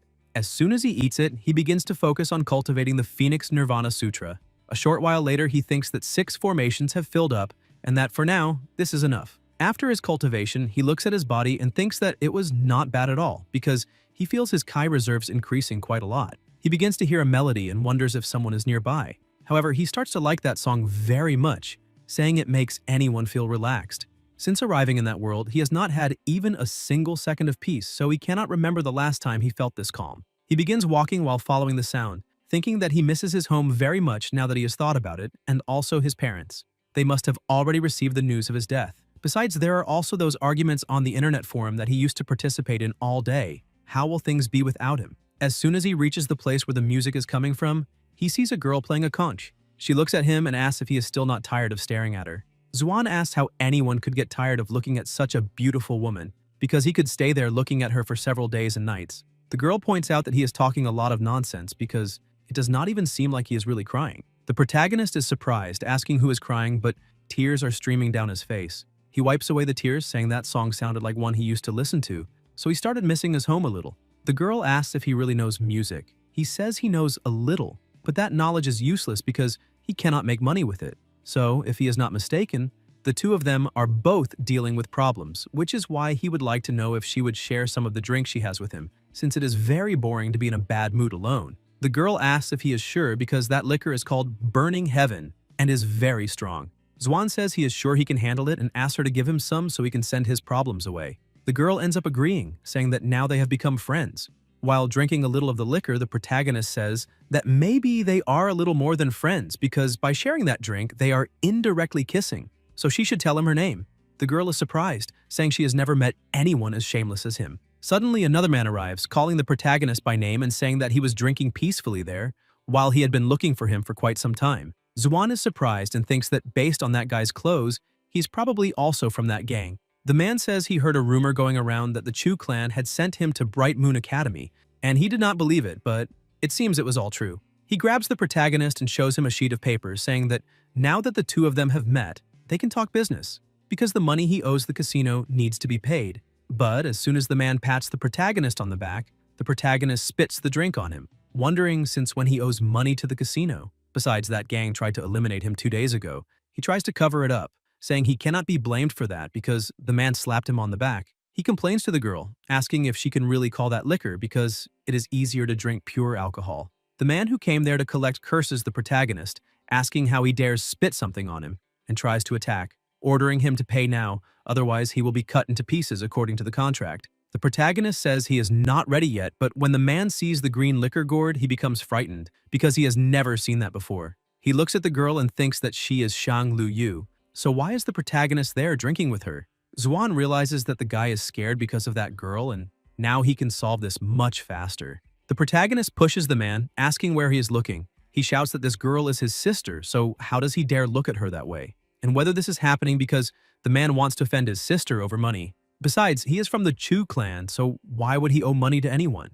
The man is surprised, but he basically cannot do anything. He tries to control the situation, saying that the protagonist must pay his debt within 3 days because they are a small business and also have brothers to feed. Xuan says that is fine because he still has 3 days to pay. The man agrees, saying he will return in 3 days to collect the money, and hands the receipt to the protagonist. As soon as the man leaves, Liu Yu tells the protagonist that they are not siblings. Zuan laughs, saying that if she does not want to be his sister, then what does she want to be? She can make her choice, since he does not mind, and maybe it would be better to just say her name. That way, they would no longer keep ending up in such embarrassing situations. As soon as he looks at the receipt, he sees that the total of his debt is 1,000 taels. He is surprised, saying that this is equivalent to 18 million ween and that he will not pay it even if he dies. He thinks the previous owner of that body accumulated a lot of debt, but none of it belongs to him, so he does not need to pay it. Liu Yu says she will give him a piece of advice and asks him to pay his debts because they take the promises and contracts they make very seriously, and anyone who goes back on their word will face terrible consequences. Even the Duke would not be able to save him. The protagonist says it is very easy for her to say that and asks where he is supposed to get that much money in 3 days and whether she would lend him anything. But as soon as he looks back, he realizes she is no longer there. He gets a little upset, saying she did not need to disappear like that just because she did not want to lend him money. Ever since he was a child, he has always envied African lions, particularly the males, because their only job is to contribute their DNA, and despite being animals, they do not need to hunt. He goes to Chuyan's room, thinking that he has always believed it is fine to depend on a woman or use her money, and that is because he is also a lion. He starts searching through her things because last time, she had no problem giving him 300 taels, so she must have emergency money saved somewhere, and it would be better for him to keep some of that money with him just in case. He hears someone approaching and hides behind the wardrobe, thinking his wife came back early. But when he looks, he sees Myanmar covering her face with a mask. He realizes it is not his wife and that apparently she is richer than he imagined. But when he looks a little more carefully at that girl's body shape, he realizes it is Myanmar. He thinks he needs to be careful now because she is a close friend of his wife. However, he ends up getting distracted and makes a small noise. That is enough for Myanmar to notice someone's presence, and she attacks the wardrobe, ordering the person to come out immediately. The strike knocks the protagonist to the floor and he is surprised, asking what kind of ridiculous strength that is, because he will not be able to defend himself against it, and at this rate, he will end up dying. He asks the system to activate the heiress's ball of delight. The system says it is fine because now his life will no longer be reduced, so he can enjoy the good beating. Myanmar walks over to the protagonist asking if this is some kind of joke because he tried to defend himself from her attack despite being only a second-stage cultivator. She removes the mask to see who it is and is surprised to see that it is the protagonist. He takes advantage of this distraction and grabs her arm. He thinks the best way to deal with someone who uses long-range attacks is to fight at close range. He can finally put his skills to use after so many years of training as a keyboard warrior. He manages to move quickly behind her and starts restraining her, holding some more sensitive areas. This makes her start trembling and she asks him to stop and release her immediately. Seeing that the protagonist is not going to let her go, she shouts for him to release her again and starts releasing her power. The power is so strong that it creates a small hole in the floor. But Zuan comes out completely unharmed and laughing, asks her to try harder and scream, because the more she struggles, the more excited he becomes. However, he does not know exactly what that power is because without the heiress's ball of delight, he would have already died 1,000 times from the force of that attack. But because of it, the Phoenix Nirvana Sutra increases drastically. He keeps provoking her, asking her to hit him a little more. However, Myanmar is already completely exhausted and ends up going limp. The protagonist asks if she is already done and asks her to continue a little more. Myanmar realizes she will not be able to defeat him, starts crying, asks who he is, and asks him to let her go, but this time politely. The protagonist says there is no problem with letting her go. However, she needs to cooperate with him and do one thing. Myanmar asks what he wants. The protagonist says it is very simple and says they need to work together to get what each of them wants, then asks what she is looking for. Myanmar explains that it is an accounting book, but she still has not been able to find it. However, she wonders if he really is the guy everyone calls trash, because the protagonist is clearly in the 3rd stage. Besides, he managed to defeat her, a 5th stage cultivator. He is definitely someone she can work with. The protagonist asks what accounting book this is, but she points out that seeing his position within the clan, he clearly will not be able to help her find it anyway.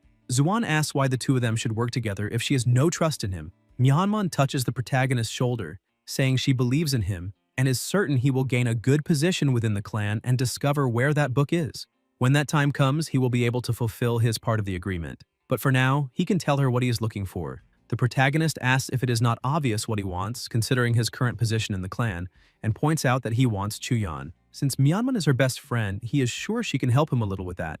Myanmar pulls her hand away and shouts at the protagonist, asking what he is thinking by touching his wife's best friend. The protagonist asks if she was not the one squeezing him first. Besides, he was only holding her hand. Myanmar ends up agreeing and says that either way, she can help him win Chuyan over, but he must not forget the agreement they made, and after he gains a better position in the clan, he needs to fulfill his part. The protagonist agrees, saying that his promise is worth gold. As soon as the two reach an agreement, the protagonist leaves the room, saying that he finally managed to do it because if it had taken a little longer, maybe he would not have been able to. However, something is bothering his shoulder. When he lowers his shirt a little, he sees a mark on his shoulder, saying he knew he had felt something when his cultivation increased just now, but he does not know exactly what it is. The system appears, asking if the protagonist touched that girl's hand because he was afraid she might be able to see the mark. However, he does not need to worry about that because it is not visible to anyone else. The girl explains that this is a sign that he has advanced to the first step of the third stage, and his Phoenix Nirvana Sutra has even unlocked a new ability called Gale. The protagonist looks a little more closely at the system girl, asking if he can really unlock new abilities and if he can also improve her, since she is part of the system, because it is very obvious that she has a lot of room for improvement. The poor system girl gets angry, asking where he was looking. The protagonist points out that she is only a hologram and has nothing to look at, so why is she reacting that way? He asks if she also does not want an improvement, but the girl says no. The protagonist thinks women are women. Even when they are only the form of the system, they still cannot give him a straight answer. He decides to change the subject and says that now he will speak a little more seriously. He points out that Gale is one of the abilities among the 9 Phoenix chicks. According to the upgrade path, there should be 8 more abilities, so he would like to know what that ability does. But the system is still angry with him, saying she does not know and that he needs to figure it out himself. The protagonist focuses and tries to use his ability, saying he has never seen a system as irresponsible as her. As soon as he examines his new ability a little more, he's surprised to see that wind element abilities are naturally joint attack abilities, and perhaps he can create a tornado or something like that. He keeps trying to understand his new ability a little better, and uses the Phoenix Nirvana Sutra with the Gale ability. Meanwhile, somewhere else, Wanru is irritated, asking who that useless protagonist thinks he is to skip the first day of school. Zhongtian tries to calm his wife down, explaining to her that there is no need to be so angry. But Wanru asks the Duke how the protagonist will be able to help his wife if he keeps acting like this. Zhongtian is surprised to see that his wife has already thought so far ahead and that, apparently, she has already accepted that boy as her son-in-law. Wanru takes a deep breath and says, how could she not accept it? Because knowing how devoted her daughter is, she has probably already decided to spend the rest of her life with that boy. And since she is a devoted mother, she can try to shape the protagonist into a true husband and a better person. Suddenly, the protagonist appears flying and falls on top of her. He apologizes for the disturbance.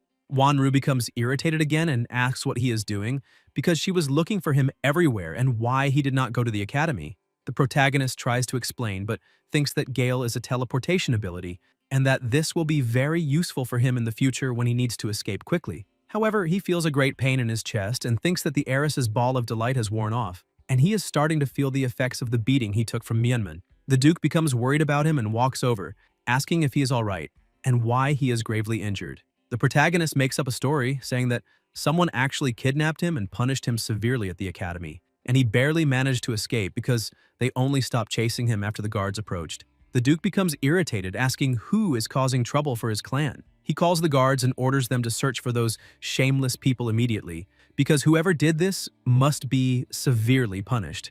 Wanru becomes worried and calls the doctors to treat the protagonist immediately.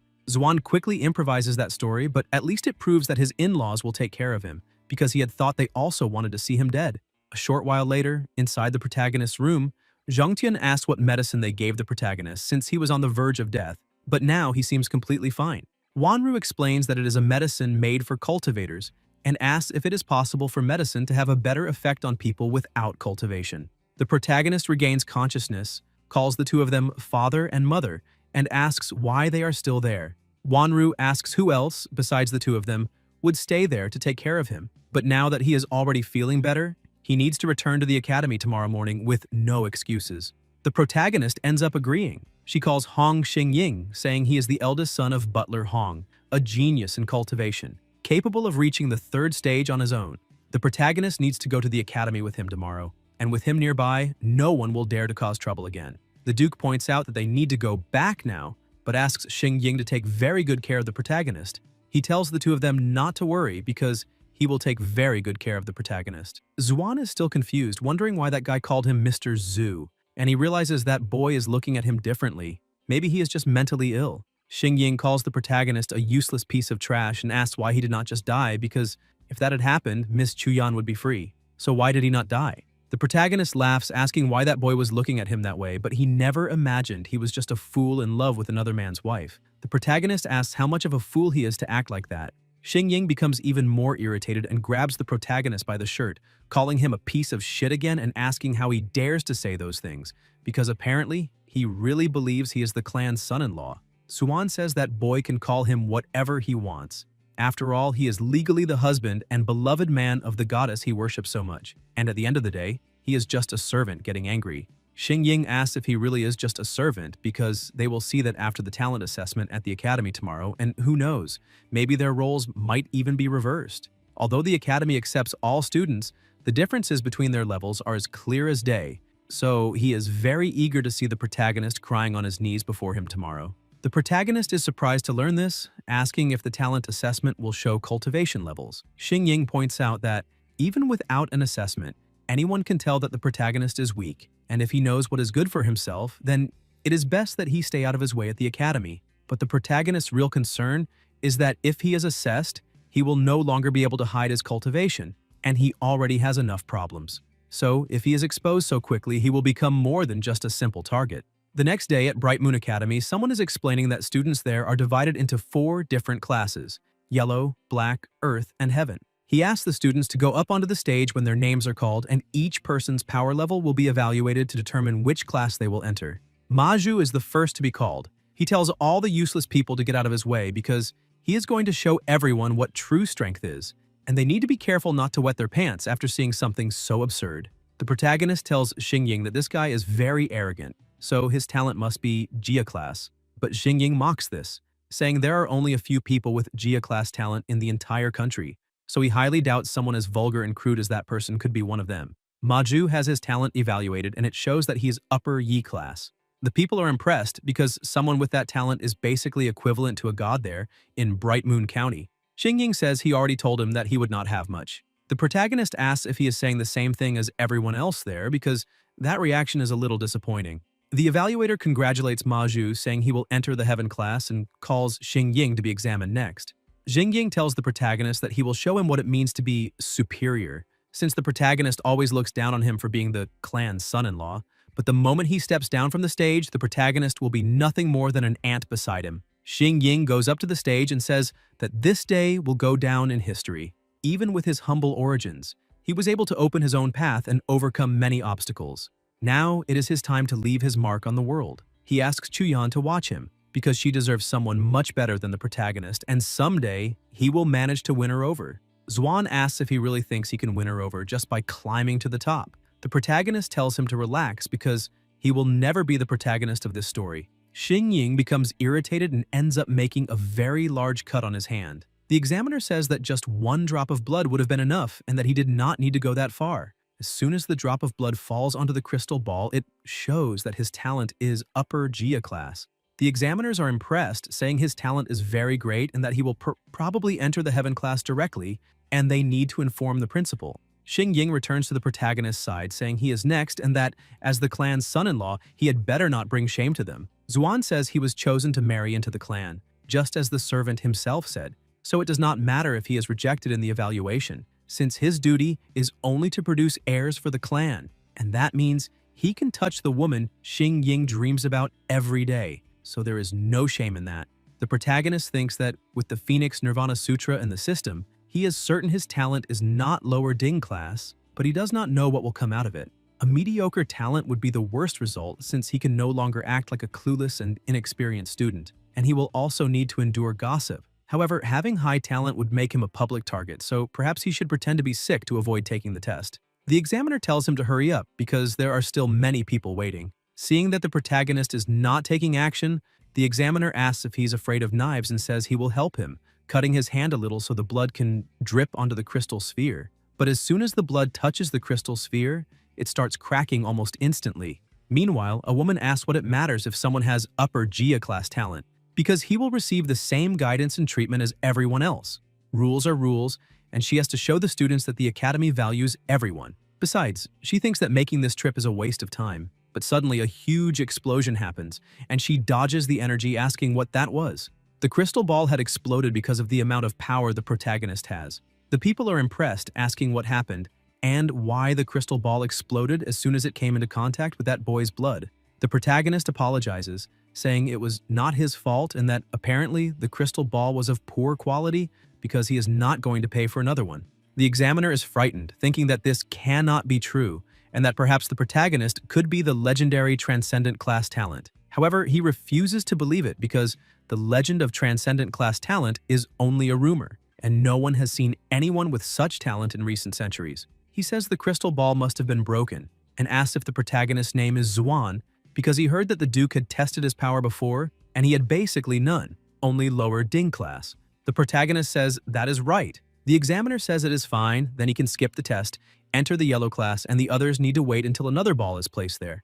Zuan steps down from the stage in relief because he did not expect that he could break the crystal ball, but luckily the teacher did not think too much about it because he would have been exposed if they had demanded that he repeat the test. But the woman from before saw all of this and says that the Chu clan's son-in-law is a very interesting man. She asks her subordinates to take him to her office immediately. She is the principal. Xingying walks over to the protagonist and says that not even the Duke can do anything about fights inside the academy, and that if he hears the protagonist say Chu Yan's name again, he will no longer hold back. The protagonist only laughs, saying that now that he has seen his results, he cannot hold back even one more second. Besides, Zuan says that Chu Yan is his wife, and that regardless of whether Xingying has better talent or not, he can talk about her as much as he wants. Suddenly, someone appears and tells the protagonist that the principal would like to see him immediately. Xingying asks why the principal is going to instruct the protagonist personally because she must have made a mistake, since he is the one with upper Jia class talent. But the man says that is not it, because the principal only wants to see the protagonist and might speak with him a little later.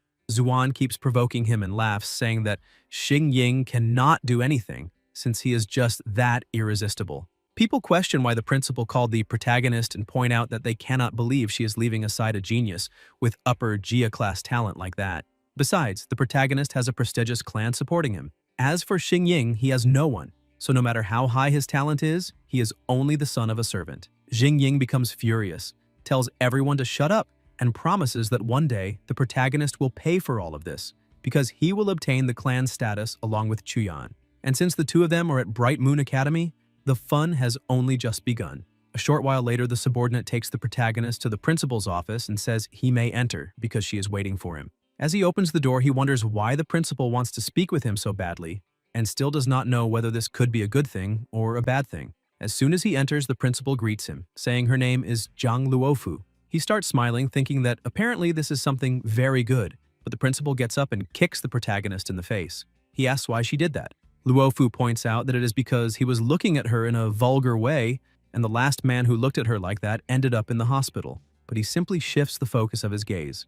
This makes the principal even angrier, and she asks him to give her a good reason not to finish him off right there. Zuan says she cannot blame him for that since she was the one in his field of vision. He thinks that woman is even scarier than Myanmar, and since he is not using the heiress's ball of delight at that moment, he might end up dying. The protagonist says she needs to trust him, since the two of them are both transmigrators and should take care of each other. But the principal becomes confused and asks what he is talking about and what a transmigrator is.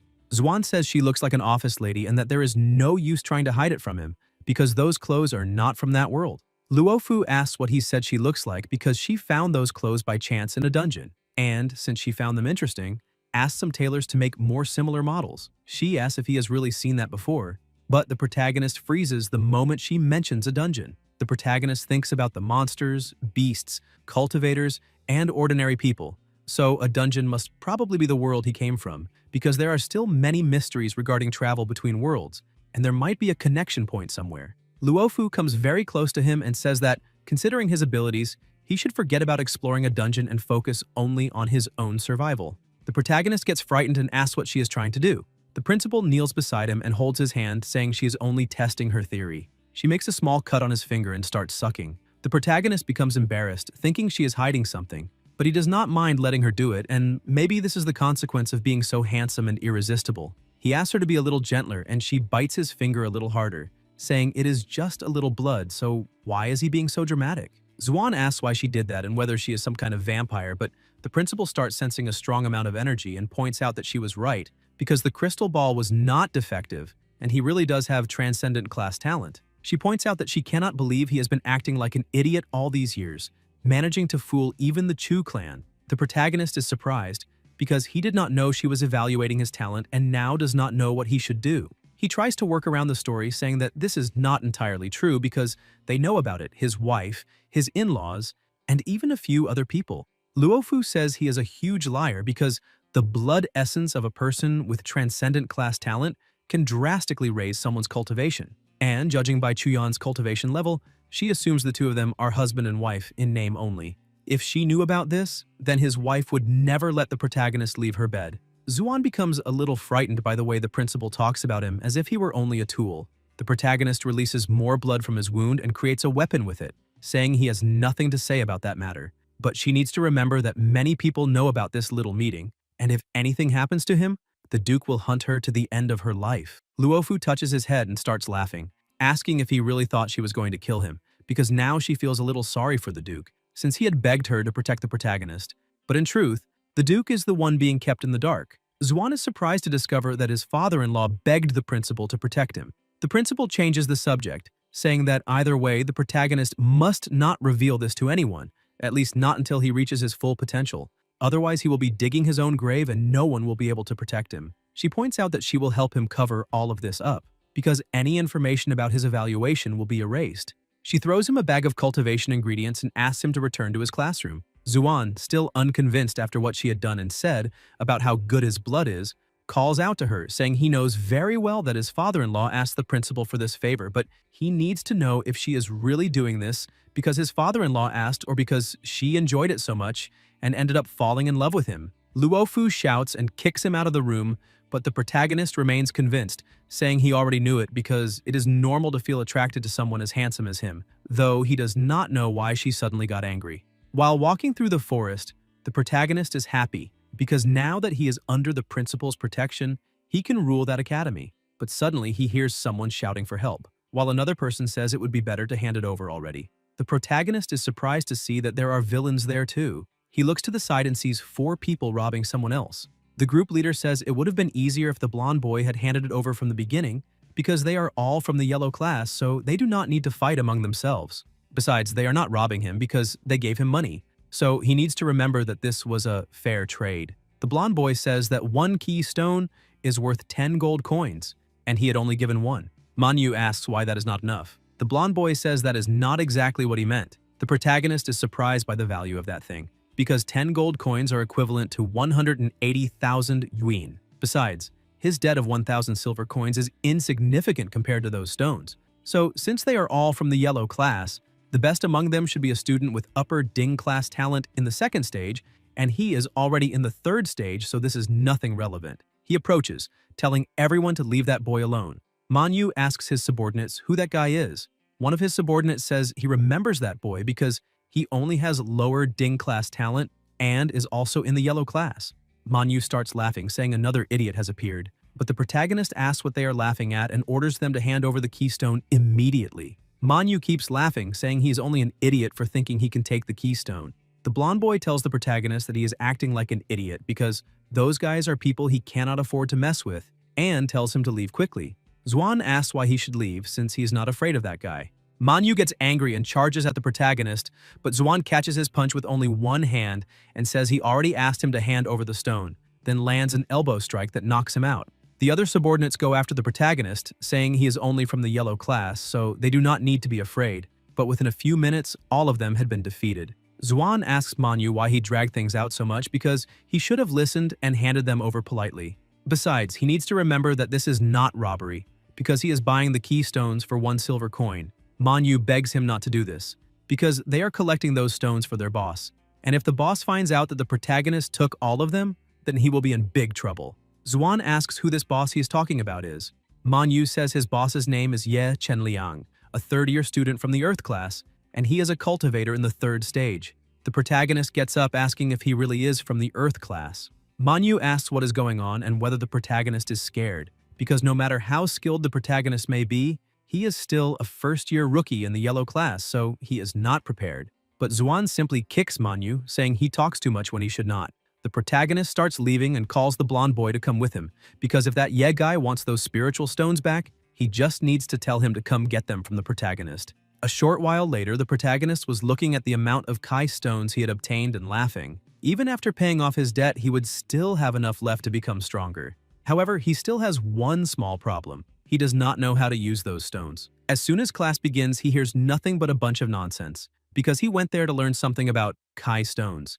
But all he is hearing is a bunch of empty talk. The boy he had helped earlier asked the protagonist with shining eyes what the problem is, and whether military strategy class happens not to be his strong point. The boy points out that in the yellow class, cultivation has less importance in lessons. Zuan becomes a little uncomfortable with the boy's gaze and asks if he is trying to flirt with him, pointing out that he is straight and even married. The boy is impressed and asks how the protagonist knew. He introduces himself, saying that his name is Wei Suo, and Creepy is his middle name. The protagonist, still uncomfortable, asks what nonsense that boy is talking about, but Suo insists on trying to make friends, saying that he knows very well what is inside that bag. Besides, he points out that he cannot believe the protagonist actually managed to take Manhwa's stones, so he would like to know his secret. Zuan tries to take advantage of the situation and says he will tell him a little of his secret, but first he would like to know how to use those spiritual stones. Suo begins explaining that the first thing he needs to do is place the stone in the middle of his palm and then absorb its vitality into his body using his usual cultivation method. The teacher says class is over, and the protagonist gets up saying that it is finally time to test his new babies. But Suo grabs his arm, asking him not to leave so quickly because he still has not told him his secret for dealing with Manhwa. Zuan says it is all very simple. First, he needs to be born handsome, then take advantage of that devastating beauty to marry Chuyan and become the son-in-law. While he is walking, Manhwa appears in front of him, telling his boss that this is the boy who stole the stones. Chen Liang points out that he has never heard of that boy before. Zuan says he has heard of that guy before because he is Manhwa's boss, known as Ye Chen Liang, and if he did not know him, he would probably think he was in the heaven class, but he is only in the earth class, so he should not be much stronger. Chen Liang becomes irritated, telling the rookie that he has never felt true strength firsthand, and he must have already heard that the best way to learn is to experience it for himself. Zuan thinks he could easily deal with that boy since the two of them are in the same stage, but he has the help of the Phoenix Nirvana Sutra. However, he still does not think it is time to reveal his true strength. Then he looks around and sees Myanmar, so he gets a great idea. He tells Chen Liang that maybe he is the only one who has never felt true strength firsthand, so he can win that fight with a single sentence, and asks if he would like to make a bet. Chen Liang says he does not believe it and tells the protagonist to go ahead and say whatever he wants, because when it is his turn, he will have to beg for mercy. The protagonist prepares himself, saying that he will take action now and calls for help, saying that someone there is trying to eliminate him, and that if there is any kind soul nearby, they need to help him. Myanmar hears this and remembers the agreement between the two of them. Chen Liang starts laughing, asking what the protagonist was expecting, because apparently he is just a coward who wanted to ask for help the whole time, since at Bright Moon Academy, strength is everything, and it is a pity that no one will care about him. But suddenly, he is hit by an attack from weakening powder, which interferes with his vision. Right after that comes another attack from the Whip of Lamentation, and finally another attack from the black flames of the Lake Dragon. He falls unconscious to the ground and everyone around asks what happened because it all happened too quickly. However, the movements seem very familiar. As soon as they look back, they see the 7th most beautiful girl in the academy, Ji Jiaoxi, the 9th most beautiful girl in the academy, Chu Huanzhao, and also the 2nd, Pei Mianman. All of them had come to save the protagonist. Besides, they must not forget that the protagonist's fiancée is Chu Yan, the most beautiful girl in the academy. They cannot believe that he called the 3 most beautiful girls in the academy like that. They cannot understand what kind of atrocity this is, because how can someone so useless in cultivation have so many beautiful girls at his disposal, and all of them protecting him? This makes it seem as if depending on women is an art and a skill that he possesses. The 3 ask if he is all right because they went there as quickly as they could, but his beautiful little sister-in-law says he's embarrassing himself by doing this kind of thing. Zuan explains that he was being attacked by evil forces, so he needs to thank them for saving him. However, the protagonist was only trying to call Myanmar and never imagined the other 2 would appear as well. But this actually turned out even better than he had imagined. Myanmar walks over to him and speaks a little more quietly, saying that they may have an agreement, but She did not like the way he threatened her just now. However, the situation was not very favorable for her, so she could not play fair. Suddenly, an older man appears asking what this mess is and ordering the person responsible to reveal themselves immediately. The protagonist asks who that old man is and whether he is still a student at that age. Jiaoxi explains that he is the discipline master and that he hates people who cause trouble, so they might end up in big trouble. Guys, if you enjoyed the video, leave a like, comment, and subscribe to the channel so you don't miss new content. Thank you.